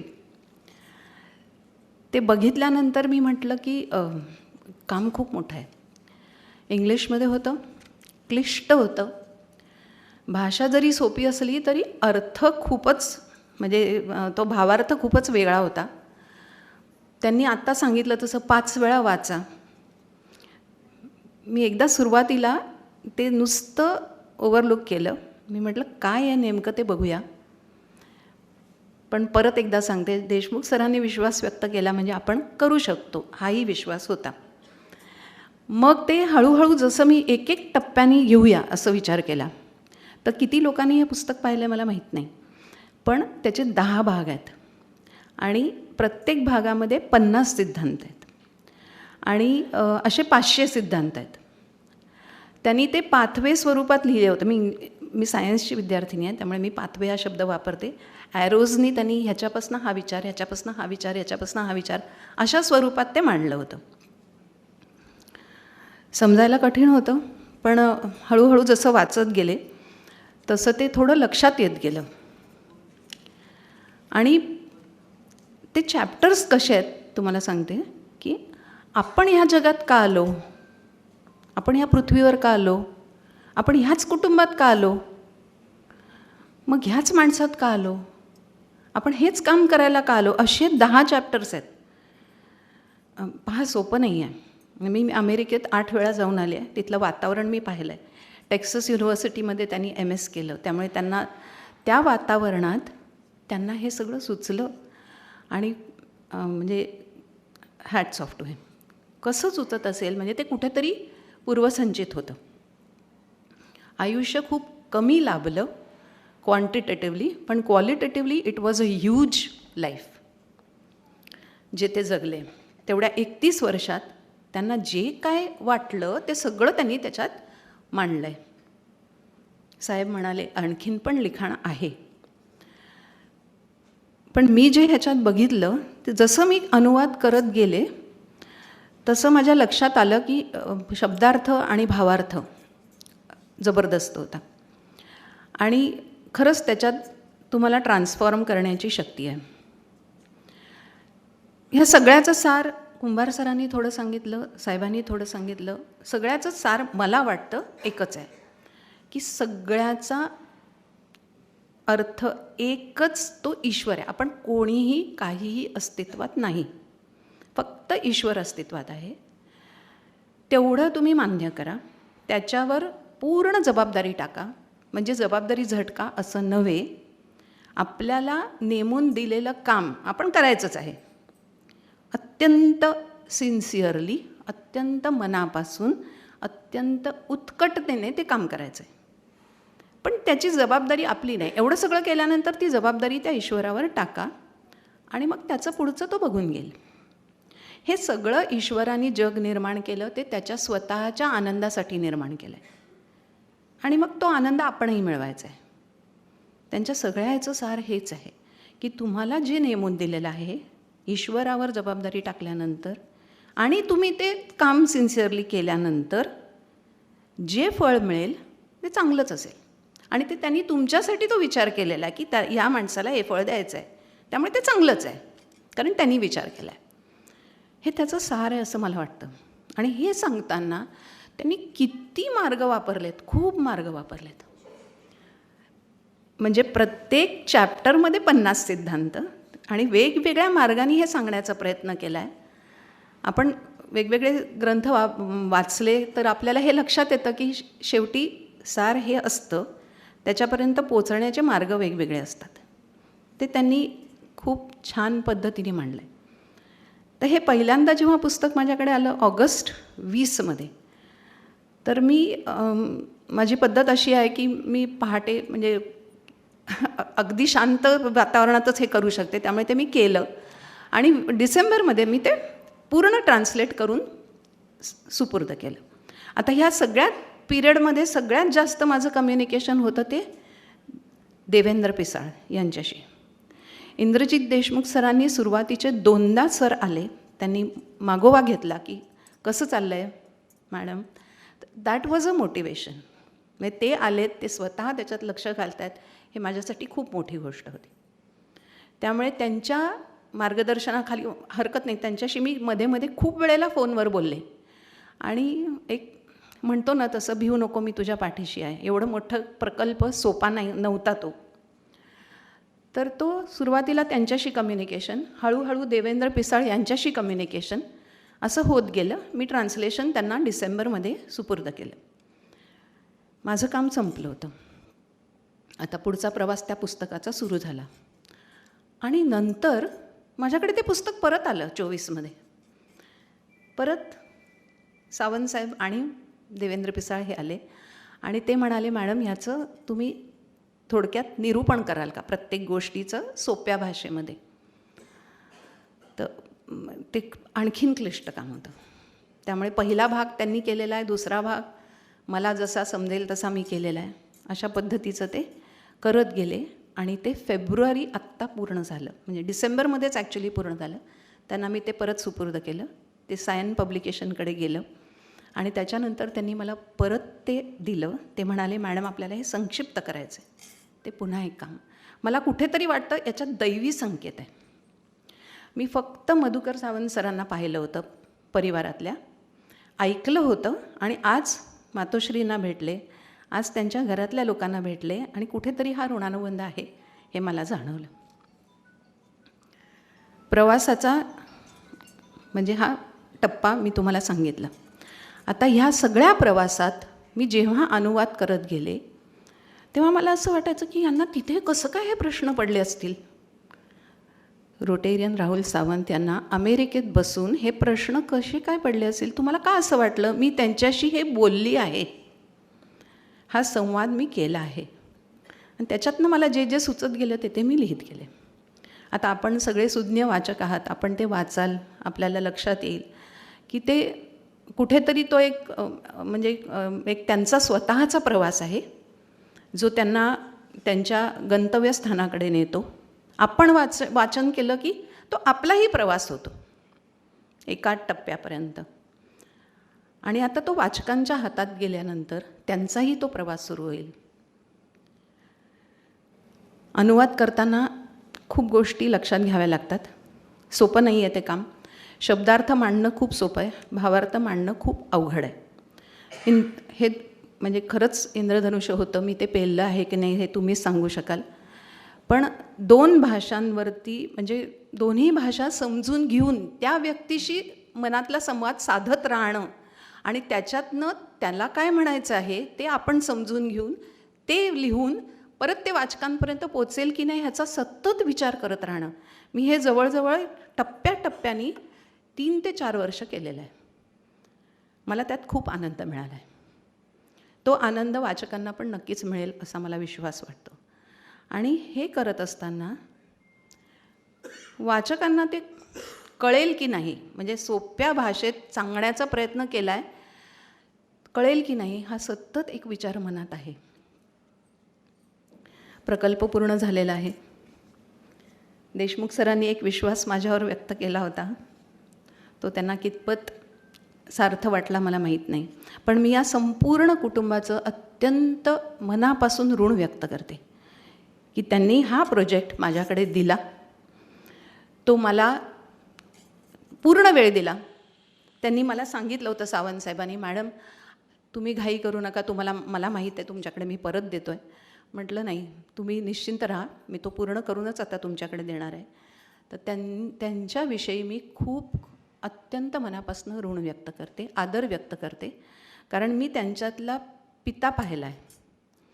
किती तळमळीने त्यांना ते सगळं म्हणजे प्रत्येक वेळेला बोलताना ते भावनाविवश होत होते. त्यांना ते पोचवायचं आहे समाजापर्यंत, समाजाने त्याच्यातनं काहीतरी घ्यावं, त्यातला आनंद मिळवावा. शेवटी आज आपण सगळे, मला असं वाटतं यंग क्राऊड कमी आहे, आज आपण सगळेजण अशा टप्प्यावर पोचलो आहोत की आपल्याला काय पाहिजे हे थोडंसं आपल्याला समजतं आहे. नुसतं पैसे असून काहीही उपयोग होत नाही. जोपर्यंत तुम्हाला समाधान नाही, तुम्ही काय करताय त्याचं जर समाधान नसेल तर तुम्हाला त्याचा आनंद मिळत नाही. नुसता पैसा काहीही करू शकत नाही. तर हा आनंद चांगलं काम करण्याने, आनंदाने काम करण्यात, कामात आनंद मानण्यात आणि फळाची अपेक्षा न करता ते मिळतंच, आणि चांगलं काम केलं तर ते चांगलंच मिळतं. तर हे सगळं करत राहणं, finally getting happiness is satisfaction, असं मी तरी ह्या टप्प्यावर पोचले आहे. रिटायर होऊन मला 5 वर्ष झाली आहेत. तर कशात आनंद आहे? खूप छोट्या छोट्या गोष्टीत आनंद आहे, खूप मोठ्या मोठ्या गोष्टीत आनंद मिळतो असं नाही. खूप बंगले आहेत, खूप गाड्या आहेत, खूप पैसा आहे, याच्यात आनंद मिळेलच हे सांगता येत नाही. साधन आहे, नक्कीच साधन आहे, पण मिळेलच असं नाही. तर त्याला खूप काही गोष्टी त्यांनी असं सांगितलं शेवटच्या क्षणी की समाजासाठी काहीतरी करा, नक्की त्यात समाधान आहे. आणि हेच समाधान, हा आनंद आपणा सर्वांना मिळो अशी ईश्वर चरणी प्रार्थना करून मी माझे 2 शब्द संपवते. धन्यवाद. आदरणीय या पुस्तकाचे ज्यांच्या हस्ते प्रकाशन झालं ते आदरणीय इंद्रजित देशमुख आहेत. प्राध्यापक बोलून गेल्यानंतर पुन्हा एखाद्या सामान्य माणसानं बोलावं ही खूप कठीण गोष्ट असते. कारण त्या 45 मिनिटामध्ये किंवा 1 तासामध्ये सूत्रबद्ध कसं बोलावं याचा रियाज त्यांनी आयुष्यभर केलेला असतो. आदरणीय प्राचार्य कुंभार सर आणि आदरणीय जया कुरेकर ताई यांनी खूप छान मांडणी केली, सूत्रबद्ध मांडणी केली. आणि या कार्यक्रमाचं ज्या गोष्टी मधल्या भाषांतराच्या वेळेला होत्या त्याच्यात 2 गोष्टी अजून सांगायच्या राहून गेल्या. याचं भाषांतर करण्यासाठी माझे एक मित्र DFO म्हणून माझ्यासोबत काम करत होते, आपटे सर, त्यांच्याकडेही देण्यात आलं होतं. पण भाऊंचं समाधान होत नव्हतं, कारण नेमके शब्द त्याच्यामध्ये येत नव्हते. मग मी अनेक जणांना विचारलं की हे कुणाकडून नक्की होईल, याचं भाषांतर नक्की कुणाकडून चांगलं होईल. तर मला सांगण्यात आलं की ज्यांना अध्यात्माचा अभ्यास आहे आणि अध्यात्मातल्या शब्दाचं पुरेपूर उतरता येईल भाषांतरामध्ये अशा. मग मी सांगलीच्या जिल्हा परिषदेच्या शिक्षण खात्यामध्ये विचारायला सुरुवात केली की असं कोण आहे की आपल्याला अध्यात्म आणि या दोन्ही गोष्टीचं ज्ञान आहे. आणि मग सांगण्यात आलं की जयाताईंच्याकडं तुम्ही बिनधास्त द्या आणि त्याचं होईल. त्याचं कारण असं आहे की उदाहरणार्थ अध्यात्मातला माणूस असला तर ते शब्दाचं नेमकेपणानं भाषांतर होणं अपेक्षित असतं. सायलेन्स, पीस आणि सॉलिट्यूड असे 3 शब्द आहेत. सायलेन्स म्हणजे शांतता, आत्ता जी आहे ती शांतता आहे. पीस म्हणजे जे आमच्या हृदयामध्ये असतात, पीस ऑफ माइंड आम्ही असं म्हणतो. आमच्या हृदयामध्ये जे असते ते पीस असतं. आणि सॉलिट्यूड की जे आत्मस्वरूपाची शांती असते त्याला असं म्हटलं. शेक्सपियरचं एक वाक्य आहे, solitude is the school of genius असं म्हटलं. म्हणजे बुद्धिमान लोकांचं सगळ्यात मोठी शाळा कोणती असेल तर ती आत्मस्वरूपाची शांती ज्याच्याजवळ असते त्याच्याकडं असतं. हे शब्द जसेच्या तसे यावेत आणि तसे आलेले आहेत याच्यामध्ये.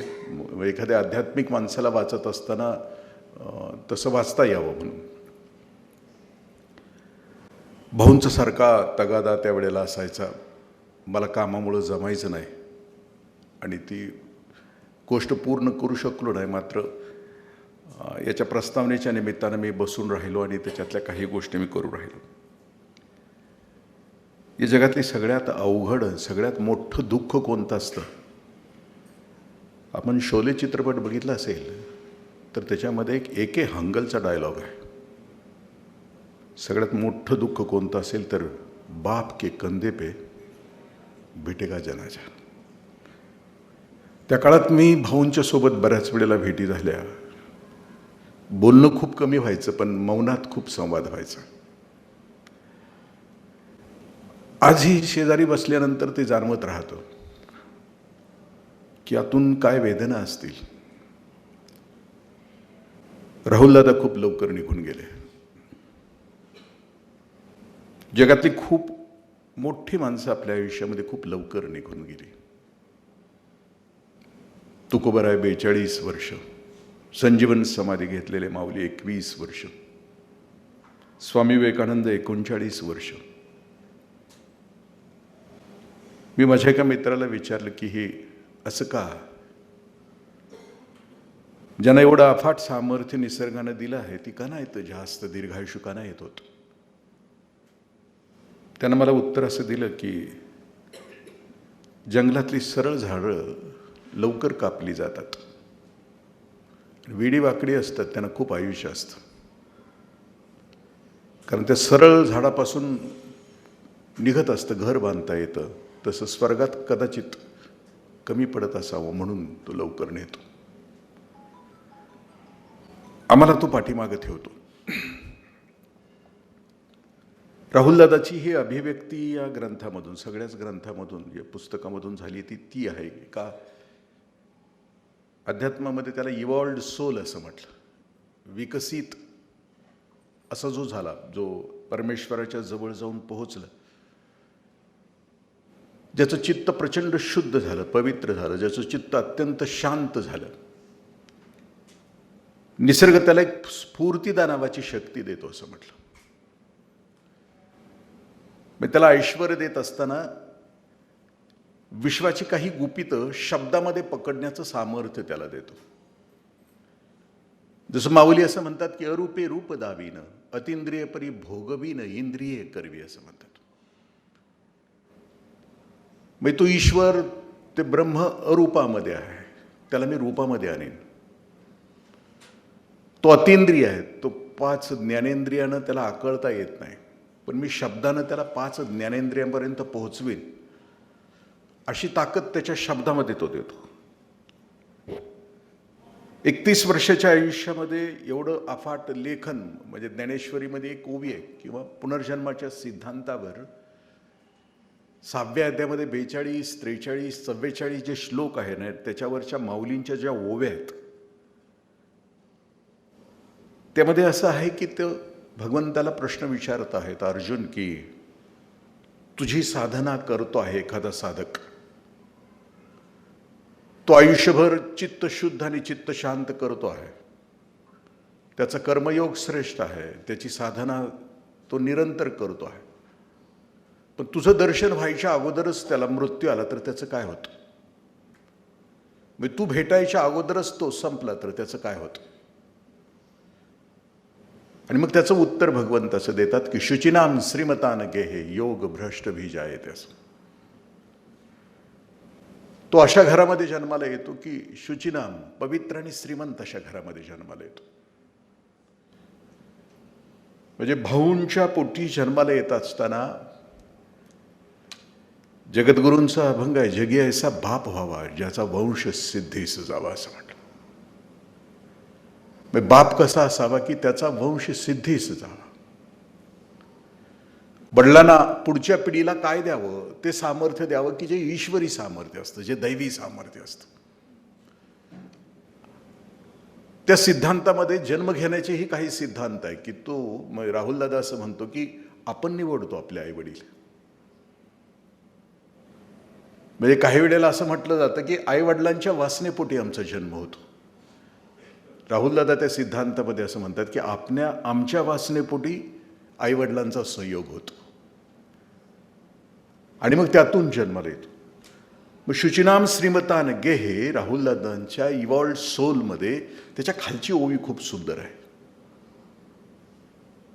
की जगणं म्हणजे होली फॅमिलीपासून ते अमेरिकेपर्यंत आणि मृत्यूपर्यंतचा जर सगळा प्रवास बघितला तर माऊलींची ओवी या श्लोकाच्या खाली अशी आहे की तैसी दशेची वाट न पाहता वैसेची या गावा न जाता बालपणी सर्वज्ञतावरी जयाते. 31व्या वर्षात हे सिद्धांत मांडण्याची क्षमता येणं. माझ्यासारख्या माणसाला जर सिद्धांत मांडायला सांगितले आत्ता याही वर्षामध्ये तर माझे सिद्धांत कोणते असतील? खोटं बोलला तर यशस्वी व्हाल, बेईमानी कराल तर या जगामध्ये सुखानं राहाल, आडवाडवी जिरवाजिरवी कराल तर तुमचा द्वेष तुम्हाला चांगल्या पद्धतीनं संपवता येईल. हे आमचे सिद्धांत असणार. म्हणजे ज्यांना आयुष्याचा अर्थच कळाला नाही, जे उथळ आणि पोकळ जगतात, हॅलो आणि शालो जगतात, ज्यांना जीवनाची डेफ्थच कळालेली नाही, उथळ जगणाऱ्या माणसांचे सिद्धांत हे असेच असणार ना. मी म्हटलं की व्यवहारी जगातले असणार. खा प्या आणि मजा करा, eat drink and be happy, ये दिल मांगे मोर मध्ये असणार. म्हणजे मानवाच्या इतिहासामध्ये भौतिक प्रगती होण्यासाठी जो सुरुवात झाली तो इतिहास आहे, तो मानवी जीवनाचा भौतिक इतिहास आहे. आणि अंतरंगाचा शोध म्हणजे 2 प्रकारे माणसाचा विकास आहे, एक बहिर्मुखतेचा आहे आणि एक अंतर्मुखतेचा आहे. बहिर्मुखतेनं आम्हाला भोग दिले आणि अंतर्मुखतेनं आम्हाला आनंद दिला. अंतर्मुखी सदा सुखी असं म्हटलं जातं. बहिर्मुख माणूस कधी सुखी असू शकत नाही, कारण तो कायम चंचल असतो, कायम अस्वस्थ असतो. आणि भगवद्गीतेमध्ये भगवान श्रीकृष्ण असं म्हणतात की अशांतस्य कुतः सुखम, असं म्हणतो. अशांत आणि अस्वस्थ आणि चंचल व्यक्ती कधी सुखी असू शकत नाही. आम्ही जरी आमच्या अंतरंगामध्ये डोकावून बघितलं तर त्या डोहामध्ये आपल्याला हे सापडणारच नाहीत. राहुल दादा सातत्यानं अंतर्मुख, म्हणजे पर्सनॅलिटी, अंतर्मुखतेची पर्सनॅलिटी. त्यामुळे हे जो अनमोल खजिना जो सापडलाय त्याच्यामध्ये, हे सिद्धांत सापडलेत ते त्याच्यामुळे सापडले. म्हणजे बाह्य विकासासाठी, आम्ही जे आता म्हटलं ना, सत्ता, संपत्ती, पद, प्रतिष्ठा, मान, हे आमच्यासारख्याचे सिद्धांत असतात. एक पुस्तक आहे सत्ता म्हणून, एक पुस्तक आहे द पॉवर म्हणून. जर वाचता आलं तर वागायचं. त्यात 700 सिद्धांत आहेत की सत्ता कशी स्थापन करायची, कशी मिळवायची. सगळे सिद्धांत आहेत ना, सगळे घाणेरडे सिद्धांत आहेत. सत्ता स्थापन करायची तर ते कुठं बोलायचं, कसं खोटं बोलायचं, कसे नॅरेटिव्ज डेव्हलप करायचे. म्हणजे नॅरेटिव्ह डेव्हलप करायचं हे आत्ताच नाही आहे, तर सत्तेसाठी कोणकोणत्या गोष्टी कराव्या लागतात त्या तुम्हाला कराव्या लागतात. कृष्णनीतीमध्ये सुद्धा हे आहे. म्हणजे आत्ता जशी नॅरेटिव्ह प्रसरवली जातात ना, तशी त्यावेळेला सुद्धा 5000 वर्षापूर्वी सुद्धा म्हणजे बाह्य व्यवस्था निकोप राहावी यासाठी भगवान श्रीकृष्णाने सुद्धा एक नॅरेटिव्ह डेव्हलप केलं होतं त्या युद्धभूमीवर. अश्वत्थामाच्या बाबतीमध्ये नरोवा कुंजरोवा हे नॅरेटिव्हच होतं. म्हणजे त्यावेळेला सुद्धा युद्ध जिंकण्यासाठी, बाह्य जीव जिंकण्यासाठी नॅरेटिव्ह डेव्हलप करावं लागतं. पण ज्याला जीवनाचा गाभा आतमध्ये पोहोचायचा आहे त्याच्यासाठी जे सिद्धांत असावे लागतात. ज्ञानेश्वरी 2000 सिद्धांत आहेत आणि 7000 त्याचे दृष्टांत आहेत. ज्ञानेश्वरी सोपी का वाटते आपल्याला? त्या सिद्धांताचं निरूपण करण्यासाठी माऊलींनी उदाहरणं वापरली. आणि त्या म्हणजे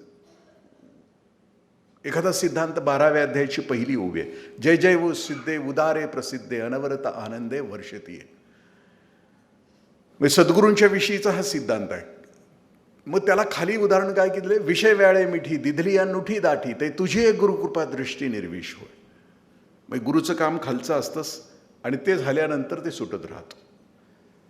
राहुलदादांनी या ग्रंथामध्ये अशा प्रकारचे सिद्धांत, सगळे वाणीचा सिद्धांत, स्पर्शाचा सिद्धांत, म्हणजे तुमच्या मानवी जीवनाला स्पर्श करणाऱ्या सगळ्या गोष्टींच्यावरचे सिद्धांत. सिद्धांत याचा अर्थ की ज्याला कोणी चॅलेंज देऊ शकत नाही, ते प्रूव्ड आहे. म्हणजे न्यूटनचे तिन्हीच्या तिन्ही लॉ प्रूव्ड आहे, तो सिद्धांत आहे. म्हणजे मला त्यातला एकच पाठ आहे, संवेग परिवर्तनाचा दर प्रयुक्त बलाशी समानुपाती असतो आणि संवेगाचे परिवर्तन बलाच्या दिशेने होते. याला कोणी चॅलेंज देऊ शकत नाही. तसं ज्याला आपल्या आयुष्यामध्ये मानसिक आणि भौतिक आनंद घ्यायचा आहे त्याच्यासाठी जर सिद्धांत आम्हाला बघायचे असतील तर या पुस्तकामध्ये आहेत. आणि त्या सिद्धांताला चॅलेंज नाही. वाणी कशी असावी? म्हणजे न बोचणारी असली पाहिजे. बाहेर पडणारा शब्द कसा असावा? म्हणजे त्या सिद्धांताचे नियम खाली राहुलदादानं त्याच्यामध्ये, आणि त्याचं छान निरूपण ताईंनी केलेलं आहे त्या प्रत्येक सिद्धांताच्या पाठीमागं. एक साधा सोपा ग्रंथ एवढं अवघड ह्याच्यातून करून करून करून आपण इथंपर्यंत ग्रंथाचं भांडार आणलेलं. बऱ्याच वेळेला असं होतं की एखादी गोष्ट शेवटच्या माणसापर्यंत पोहोचवायची असली तर ती बारीक करून सांगावी लागते, खूप सोपी सोपी सोपी करून सांगावी लागते. शब्द खूप अवघड असतात, म्हणजे बरेचसे शब्द अवघड असतात, पण आता हे पुस्तक वाचत असताना ते अवघड शब्द सोपे करण्यात आलेले आहेत. म्हणजे भाऊंची जी इच्छा आहे की शेवटपर्यंत जावं, माझ्या लेकराचे विचार अवघ्यांच्यापर्यंत पोहोचावेत आणि त्यांना त्यांच्या भाषेमध्ये पोहोचवावं. जसं की निवृत्तीनाथ महाराज म्हणतायत ज्ञानोबा आहे ना, की आता हे अध्यात्म सामान्य लोकांच्यापर्यंत पोहोचव. आणि तीच तळमळ भाऊंची होती की आता त्याला जे गवसलंय, ती रत्न जी गवसली ती आता आपल्याला वाटायची आहेत आणि ती इथंपर्यंत पोहोचायची. साध्या सोप्या भाषेमध्ये हा ग्रंथ आपल्यापर्यंत पोहोचवण्याचं काम झालेलं आहे. शेवटचा सिद्ध मगाशी सरांनी, कुंभार सरांनी सांगितलं की देत राहा. भाऊ देतच राहिलेत, यतीन दादा देतच राहतो आहे. माझेही सद्गुरू म्हणायचे की give give and give, that is the secret of abundance असं म्हटलं. म्हणजे जगात तुम्हाला आनंदी व्हायचं असेल तर जेवढं देत राहाल तेवढं जग तुम्हाला तेवढ्या पटीनं परत देत राहतं. विपश्यनाला आपण गेला तर विपश्यनामध्ये 10 पारमिती सांगितले, 10 पुण्याईचे रांजण सांगितलेले आहेत. त्या रांजणामध्ये सगळ्यात श्रेयस रांजण म्हणजे तुम्हाला चटकन पुण्य देणारा कुठला जर असेल, तुम्हाला चटकन परमेश्वराकडे घेऊन जाणारा कोणता असेल रांजण, तर तो दानाचा रांजण आहे असं म्हटलं. म्हणजे जितकं दान तितकं तुमचं पुण्य आणि तितकं तुम्ही परमेश्वराच्या जवळ जाल असं म्हटलं. भाऊनी घारेवाडीला दिलं, कधी परत तुझ्याकडे फिरून प्रश्न नाही विचारला की तुमचं चाललंय काय, काय करता काय. कारण देण्याच्या नियमामध्ये एकदा दिलं की पुन्हा पाठीमागं बघायचं नसतं. भाऊनी ते दिलं आहे आणि दिल्यानंतर परत कसं मिळतं, मगाशी सरांनी सांगितलं की व्याजासकट मिळतं. महाभारतातलं एक दृष्टांत सांगतो आणि वाणीला विराम देतो. सगळ्यांचंच जगणं ऐश्वर संपन्न कधी होत असतं? ईश्वराचं एक वर्णन केलंय माऊलीनी, यशस्वी औदार्य ज्ञान वैराग्य ऐश्वर्य हे साही गुण वसती जेत येणे कारणे भगवंत असं म्हटलं. पानापानावर राहुलदादा देवाचं वर्णन करतो आहे. माझी काय उन्हापोर आहे, 5-6 भेटी झाल्या आणि आम्ही बसलो तास 2-2 तास राहुलदादाच्या बरोबर. त्यावेळेला काही संभाषणामध्ये दुसरा कोणताच विषय नसायचा.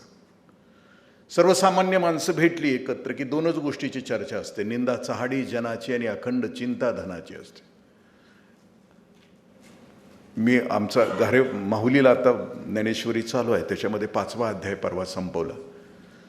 त्या 5व्या अध्यायामध्ये कर्म म्हणजे 3रा 4था आणि 5वा अध्याय तो कर्मयोगावर आहे. कर्म कसं असावं, कर्माचे सिद्धांत कोणते, कर्म कसं नसावं, आणि इतकं सगळं कळून सुद्धा माणसं, मूर्ख माणसं अशी का जगतात असं त्याचं वर्णन आहे. पैपुंकी साची एक किडे की न किड सिंचित, पोवातल्या किड्याला पोवाचा का किळस येत नाही, तसं संसारी माणसाला माणसाचा देह मिळालेला असताना सुद्धा मूर्खासारखं तो त्याच गटारामध्ये का स्वतःला टाकत असतो असं ते म्हणतो. मग त्याच्या खालच्या ओव्या माऊलीने असे वापरलेत. मग भोगाचे जे योनी आहेत त्या कुणी केले, खालच्या ओव्या माऊलीने अशा लिहिलेत की जणू की एवढं सांगून सुद्धा मूर्ख माणूस चांगलं वागायला तयार नाही, चांगलं कर्म करायला तयार नाही, तर त्याच्यासाठी मग ह्या भोग योनी सुद्धा त्याच्यासाठीच तयार केलेत की तिथं चूक केली माणसाच्या जन्मामध्ये तर तुला तुझ्या वाट्याला ते येईल. मग कधी कधी वाटतं की ढेकून जे लयच बोलले असतील आयुष्यभर दुसऱ्याला ते कदाचित तिकडं जात असेल का काय असं वाटत राहतं. जी वाणी दिली निसर्गानं, पुण्य करण्यासाठी जी इंद्रिय दिली त्या इंद्रियानं ते न करता दुसरंच करत राहिलं आयुष्यभरामध्ये, तर तिकडं आयुष्याच्या शेवटच्या श्वासाला म्हणजे कर्म श्रेष्ठ असल्यानंतर शेवटच्या श्वासाला म्हणजे निर्भयतेकडे गेलेला जीव अखंड आयुष्याचं चिंतन करत असताना, पाठीमागं सिंहावलोकन करत असताना राहुलदादांना का आठवतं ते, का पापपुण्याचा हिशोब आठवत असेल. म्हणजे ती अंतर्मुखता इतकी गहिरी झाली असेल की नेमकं चुकलं काय. श्रीश पैंची एक कविता आहे की कणभर चुकीला ही आभाळा एवढी सजा असते, चुकानी सजा आणि याची ताळेबंदी कधी करायची नसते. म्हणजे आम्ही सुद्धा कधी आपल्या आयुष्याचा हिशोब नाही मांडत. शेवटच्या क्षणापर्यंत हिशोब मांडल्यानंतर जे राहून गेले आपल्या आयुष्यामध्ये ते पुढच्या पिढीला भाऊंच्याकडून काय करावं याविषयीचे ते बोलत राहतं. पापपुण्याच्या आणखीन गोष्टी आहेत. प्रत्येकानं पापपुण्याची डेफिनेशन वेगवेगळी केली आहे. तुकोबराय म्हणतात की परपीडा ते पाप, परोपकार ते पुण्य. माझे स्वामी विवेकानंद असं म्हणतात की व्यापकता हेच पुण्य, संकुचितता हेच पाप. जगत असताना ज्या ज्या क्षेत्रामध्ये आम्ही संकुचित होतो ते पाप असतं आमचं, आणि जगत असताना ज्या ज्या क्षेत्रामध्ये आम्ही व्यापक असतो ते आमचं पुण्य असतं. जितकं पुण्य, अख्खी ज्ञानेश्वरी, अख्खी गीता म्हणजे सगळे अध्याय जर बघितले तर 3ऱ्या अध्यायापर्यंत 5व्या अध्यायापर्यंत कर्मयोग सांगितला. आणि तो कर्मयोग कसा असावा राहुलदादांनी याच्यामध्ये सांगितला की तो श्रेष्ठ असावा, तो निर्मळ असावा, तो पवित्र असावा. स्वधर्म जो बापा तो नित्य यज्ञ जानपा, म्हणून तेथ पापा संचारू नये असं म्हणतं. म्हणजे माऊली असं म्हणतात की तुमच्या वाट्याला आलेला तुमचं जे कर्म आहे त्याच्यामध्ये पाप नका करू देऊ, तो यज्ञ समजून करा. आणि ते तसं अखंड आयुष्यभर तुम्ही करत राहिला की त्या कर्मयोगानं सुद्धा तुम्ही पोहोचून जाल असं म्हणतात.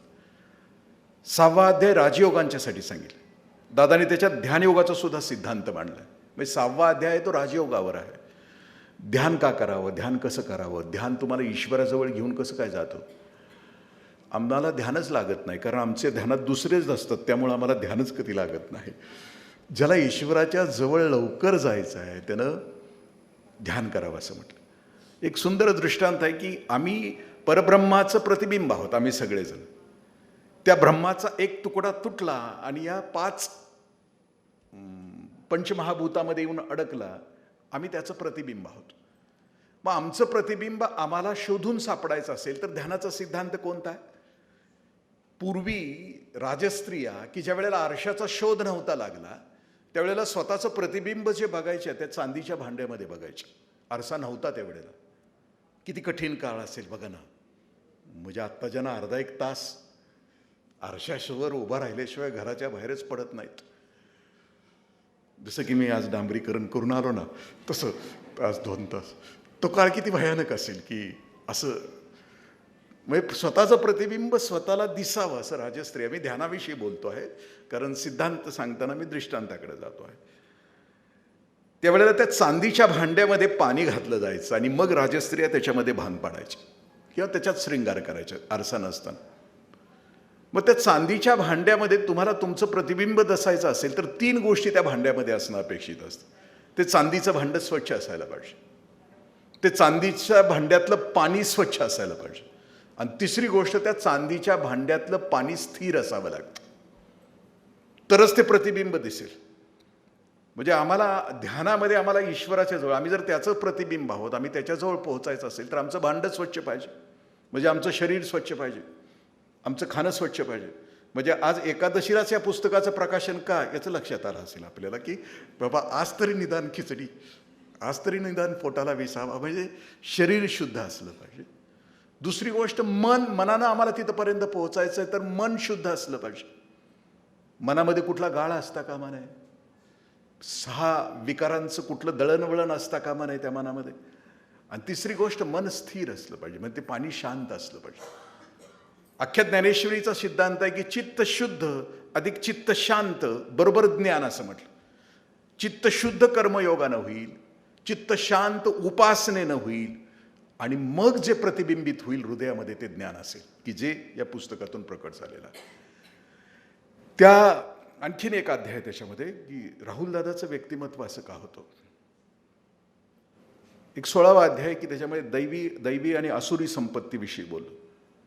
पुण्याईचं भांडार घेऊन येणारे लोक असतात ना, ते जन्मताच त्यांच्यामध्ये सद्गुणांचं भांडार असतं.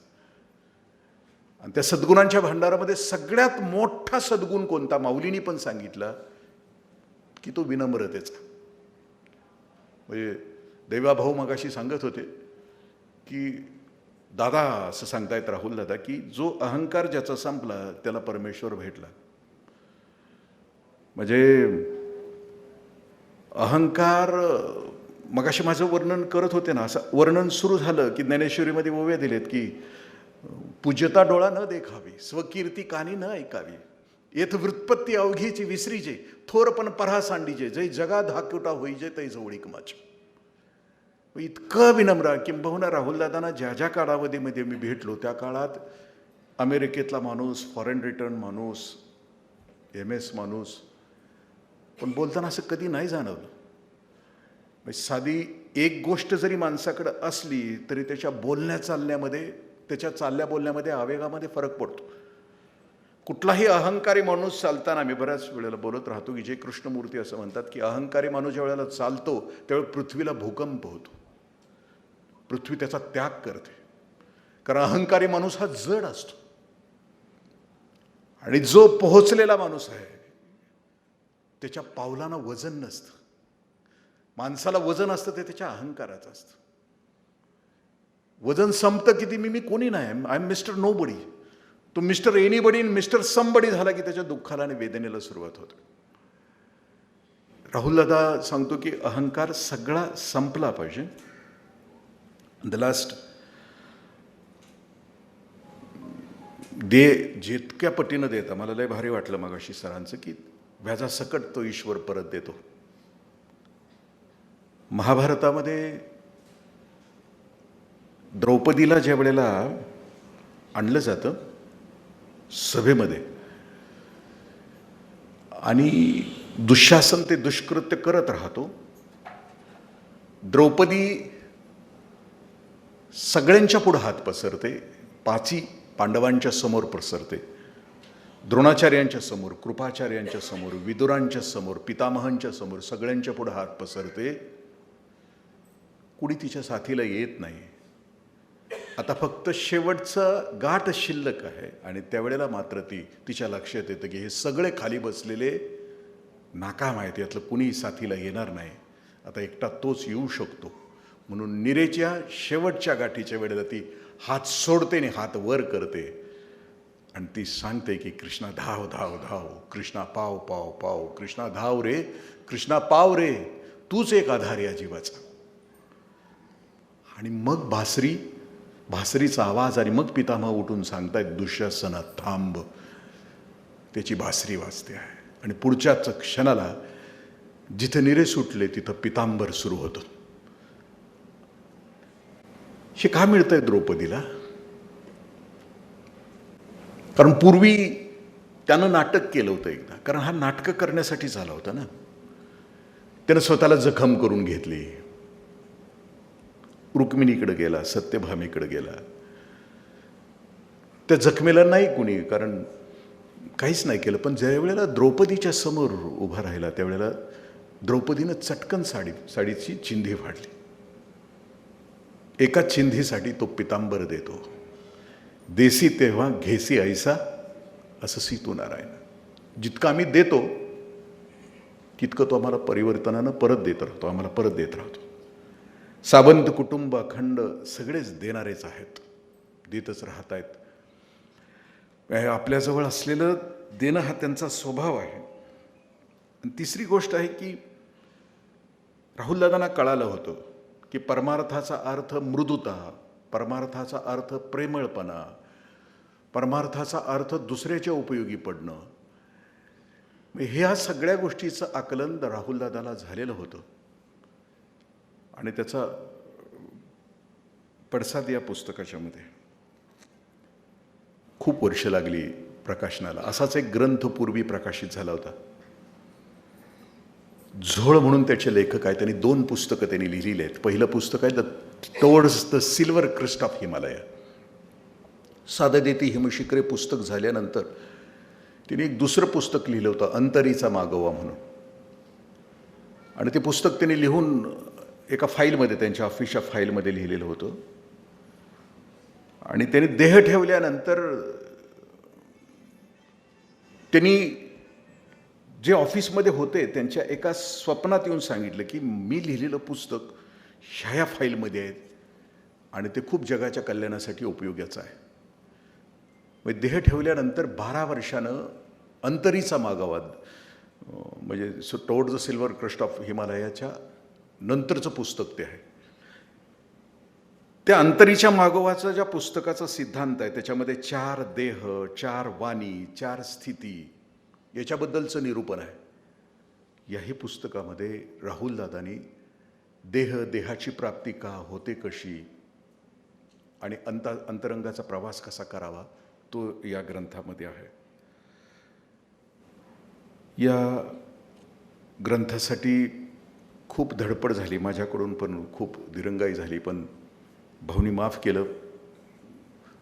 आणि तरी खूप वर्षानंतर हा प्रसंग आला.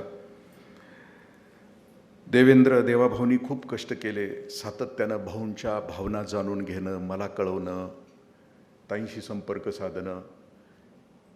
एवढ्या प्रयासानंतर हे पुस्तक ज्या गोष्टीत प्रकट होण्यामध्ये जास्त वेदना असतात त्यानंतरचं त्याचं जगणं असतं ते मोठं विलक्षण असतं. म्हणजे काय म्हणतो आपण, प्रसूती वेदनेशिवाय जे येतं त्याला काय, सिझरिननं जे होतं त्याला सिझरिनचा वेदनांच्या कळा नसतात त्याला. या पुस्तकानं खूप कळा सोसलेत.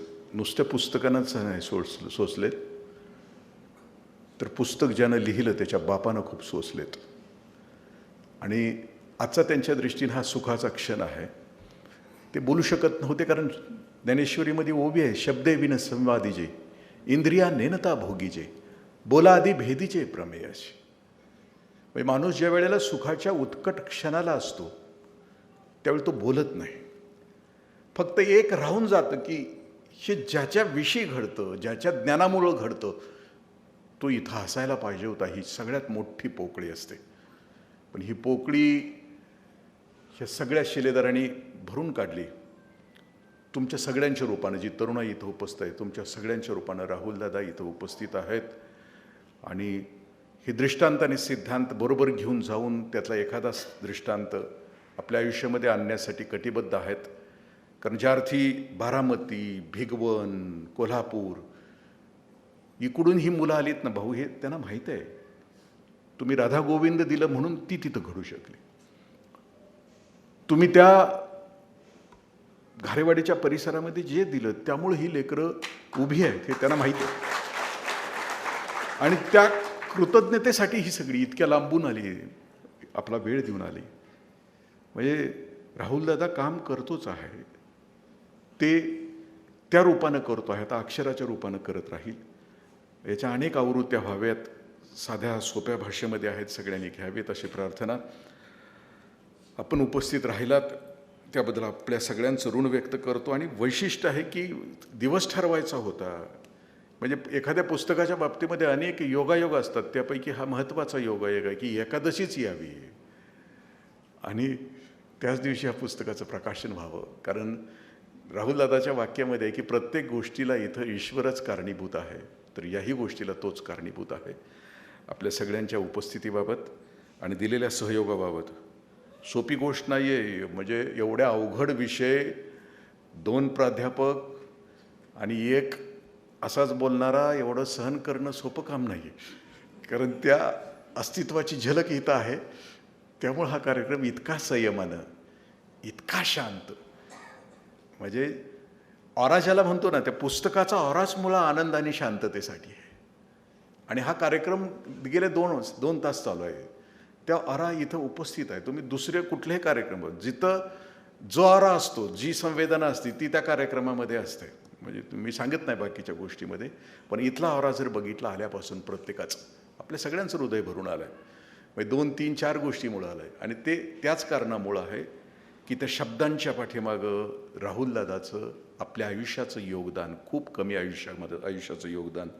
जसं की राजेश खन्ना त्याच्या चित्रपटामध्ये असं म्हणतो की जिंदगी लंबी नाही, जिंदगी बडी होनी चाहिए. म्हणजे अक्रोडाचं झाड 112 वर्षानंतर त्याला फळ येतं. मी आयुष्यभर 100 वर्ष जगलो आणि काहीच मागं ठेवलं नाही, तर ते अस्तित्व काय असणार आहे माझं? मी 31 वर्ष जगलो आणि जगाच्या कल्याणासाठी 3 ग्रंथ दिले एवढ्या कमी वयामध्ये. हे देणं असतं त्या माणसाचं. आपल्याला नुसतं झाड होऊन वटून मरून जाणं, जगून गंजून मरून जाणं हा आमच्या आयुष्याचा इतिहास असतो. पण 31व्या वर्षामध्ये कर्तबगारी करून निघून जाणं हे त्या माणसाचं मोठं आमच्या आयुष्यामध्ये योगदान असतं. आज खूप मलाही समाधान होत आहे. सकाळी पहाटे उठून मी वाचत होतो सिद्धांत, आणि त्यावेळेला वाचलं जात नव्हतं, भाऊंचाच चेहरा समोर येत होता. त्यामुळं 3-4 फक्त पॉईंट्स काढले, पण पुढं वाचलंच जात नव्हतं. म्हटलं आता तिथं जसं होईल तसं, वेडा वाकुडा गाईनं परी तुझाच म्हणवीन असं बोलेन म्हटलं. आणि त्यामुळं मी बोलू शकलो नाही. पण प्रस्तावना लिहित असताना मात्र मी खूप वाचून, प्रत्येक शब्द वेचून एक 8-10 दिवस तरी त्या प्रस्तावनेसाठी मी खर्च केले. एवढी त्या बाबतीत करू शकलो. पण आज सूरच जमत नाही. त्याला कारण आहे की भावना, परिपूर्तता आणि सगळे चेहरे आहेत त्यासोबतचे, ते असे आहेत की त्यामुळं बोलता येत नाही. जो विश्वास भाऊनी टाकला, उशिरा का होईना पण तो आला वास्तवात. त्याबद्दल आपल्या सगळ्यांचं ऋण व्यक्त करतो. धन्यवाद. जय हिंद, जय महाराष्ट्र. ब्रह्मलीन रोटरियन राहुल मधुकर सावंत लिखित वैश्विक सिद्धांत या द्वितीय ग्रंथाच्या प्रकाशनानं ज्यांच्या हस्ते झालं, विवेचन करताना सुंदर पद्धतीने त्याचं सार आपल्यापर्यंत पोहोचवलं. चित्त शांत, चित्त स्थिर असेल तरच आपल्याला ज्ञानप्राप्ती होईल, हा राहुलदादांचा विचार काकाजींच्या मुखातून अमृतवाणी आपल्यापर्यंत बसवली. नम्रता, विनयशीलता, मृदुता, मार्गवता या सर्व गोष्टी जर आपल्याकडे असतील तर खऱ्या अर्थानं माणूस पण आपल्याला जगता येईल, आनंदाकडे जाता येईल. अहंकाराचा वारा न लागो राजसा, अशा पद्धतीनं अहंकार सोडून द्या आणि प्रेमळपणे सर्वांचे एक व्हा. जे द्याल तेच मिळत राहील. जसं साने गुरुजींच्या प्रभूची लेकरे सारी तयाला सर्वही प्यारी, असे हे सार धर्माचे, असे हे सार सत्याचे, परार्था प्राणही द्यावे, जगाला प्रेम अर्पावे, जगाला प्रेम अर्पावे. खूप छान पद्धतीनं आपल्या अमृतवाणीतून हे विचार आणि त्यातलं सार आमच्यापर्यंत पोहोचलं. या प्रकाशन सोहळ्याचा आभाराचा गोड भाग शिवमचे विश्वस्त आमचे सहकारी मित्र धनंजय पवार साहेब यांना विनंती करतो.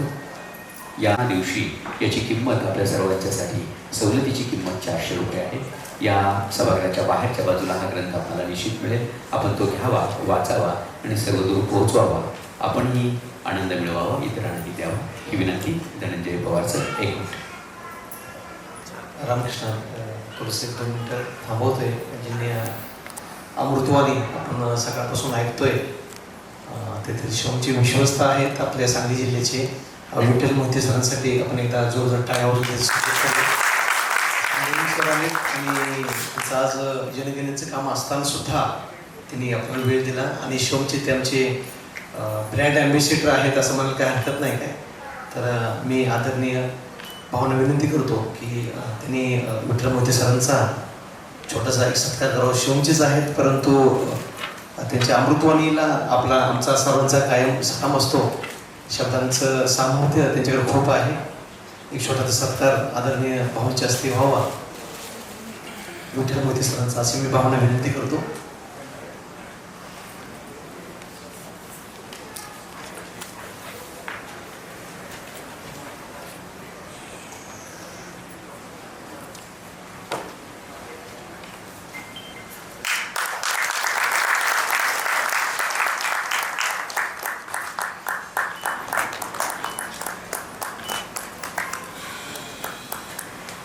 धन्यवाद सर. ज्ञानेश्वरीच्या 7व्या अध्यायामध्ये ज्ञानेश्वर माऊली म्हणतात, परी तैसे हे नोहीची देवा, देखिला अक्षरांचा मेळावा आणि विस्मयाची या जीवा विस्मयो झाला. संतांचे किंवा राहुलदादासारख्या ज्ञानी लोकांचे शब्द जेव्हा कानावर पडतात त्या बाबतीत ज्ञानेश्वर माऊली म्हणतात, हे देवा तुमचे शब्द काही सामान्य लोकांसारखे नेहमीच्या भाषेसारखे नसतात. तुमचे शब्द ऐकून अक्षरांचा मेळावाच. काकाजींचं भाषण ऐकल्यानंतर आपल्या सर्वांना जाणवलं असेल की आपण जो शब्दांचा अलौकिक समुच्चय पाहिला तो अद्भुत होता आणि त्यामुळं विस्मयाला देखील आश्चर्य वाटत आहे. असा हा सोहळा आता पार पडतो आहे. शिवम प्रतिष्ठानच्या वतीनं मी हा कृतज्ञता व्यक्त करण्यासाठी उभा आहे. शब्दांच्या फुलांनी सजलेला आजचा कार्यक्रम सोहळा अनेक स्मृतींच्या हिंदोळा खात राहिला. डिव्हाइन सोल असलेले ब्रह्मलीन रोटेरियन राहुल मधुकर सावंत यांच्या प्रतिभेतून निर्माण झालेलं हे वैश्विक सिद्धांत नावाच्या ग्रंथार्पण सोहळ्याच्या निमित्तानं आपण सगळे कृतज्ञतेच्या भावनेनं इथं भरून गेलेलो आहे. आपल्या प्रगल्भ विचारांनी केवळ आजच्या सभागृहालाच नाही तर संपूर्ण महाराष्ट्राला चैतन्य निर्माण करणारे ज्येष्ठ विचारवंत आदरणीय इंद्रजित देशमुख काकाजी यांच्या ऋणामध्ये आम्ही सर्व शिवम प्रतिष्ठान आणि आपण सगळेजण आहोत. त्यांच्या ऋणात राहणं आम्ही पसंत करतो. स्वर्गीय राहुल सावंत यांच्या मूळ विचारांचा गाभा मराठी भाषेत अत्यंत समर्थपणे ज्यांनी प्रवाहित केला त्या माननीय डॉक्टर जया विकास कुरेकर यांचे आम्ही सावंत कुटुंबीय आणि शिवम प्रतिष्ठानच्या वतीनं मनापासून आभार व्यक्त करतो. आजच्या सोहळ्यामध्ये ज्यांनी अभ्यासपूर्ण विवेचन केलं ते सन्माननीय doctor R A Kumbhar sir, आमच्या सर्वांचे आधारस्तंभ उद्योजक माननीय श्री मधुकर सावंत, यतीनदादा आणि आपल्या सर्वांचे आम्ही मनापासून ऋण व्यक्त करतो, आभार मानतो. या मंगल सोहळ्याचं नेटकं संयोजन अध्यक्ष सन्माननीय राहुल पाटील व शिवमचे सर्व विश्वस्त देवेंद्रदादा, प्रतापदादा या सर्वांच्या आणि आमच्या शिवमच्या सर्व सहकाऱ्यांच्यामुळं हा आजचा कार्यक्रम अतिशय नेटका पार पडला. या समारंभासाठी पत्रकार मित्र उपस्थित आहेत त्यांचंही मनापासून आभार. बारामती, मुरगुड, कोल्हापूर, पुणे या सगळ्या विभागातून आलेले शिवमचे साधक विभाग प्रमुख यांचं सुद्धा शिवम परिवाराच्या वतीनं विशेष आभार.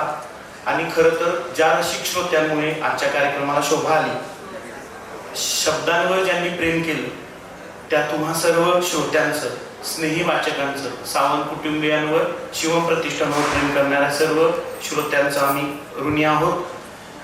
या राहुल सावंत यांच्या विचारांचा असाच दरवळत राहू म्हणून आपण सर्वांनी हे पुस्तक पाठीमागं विक्रीसाठी उपलब्ध आहे.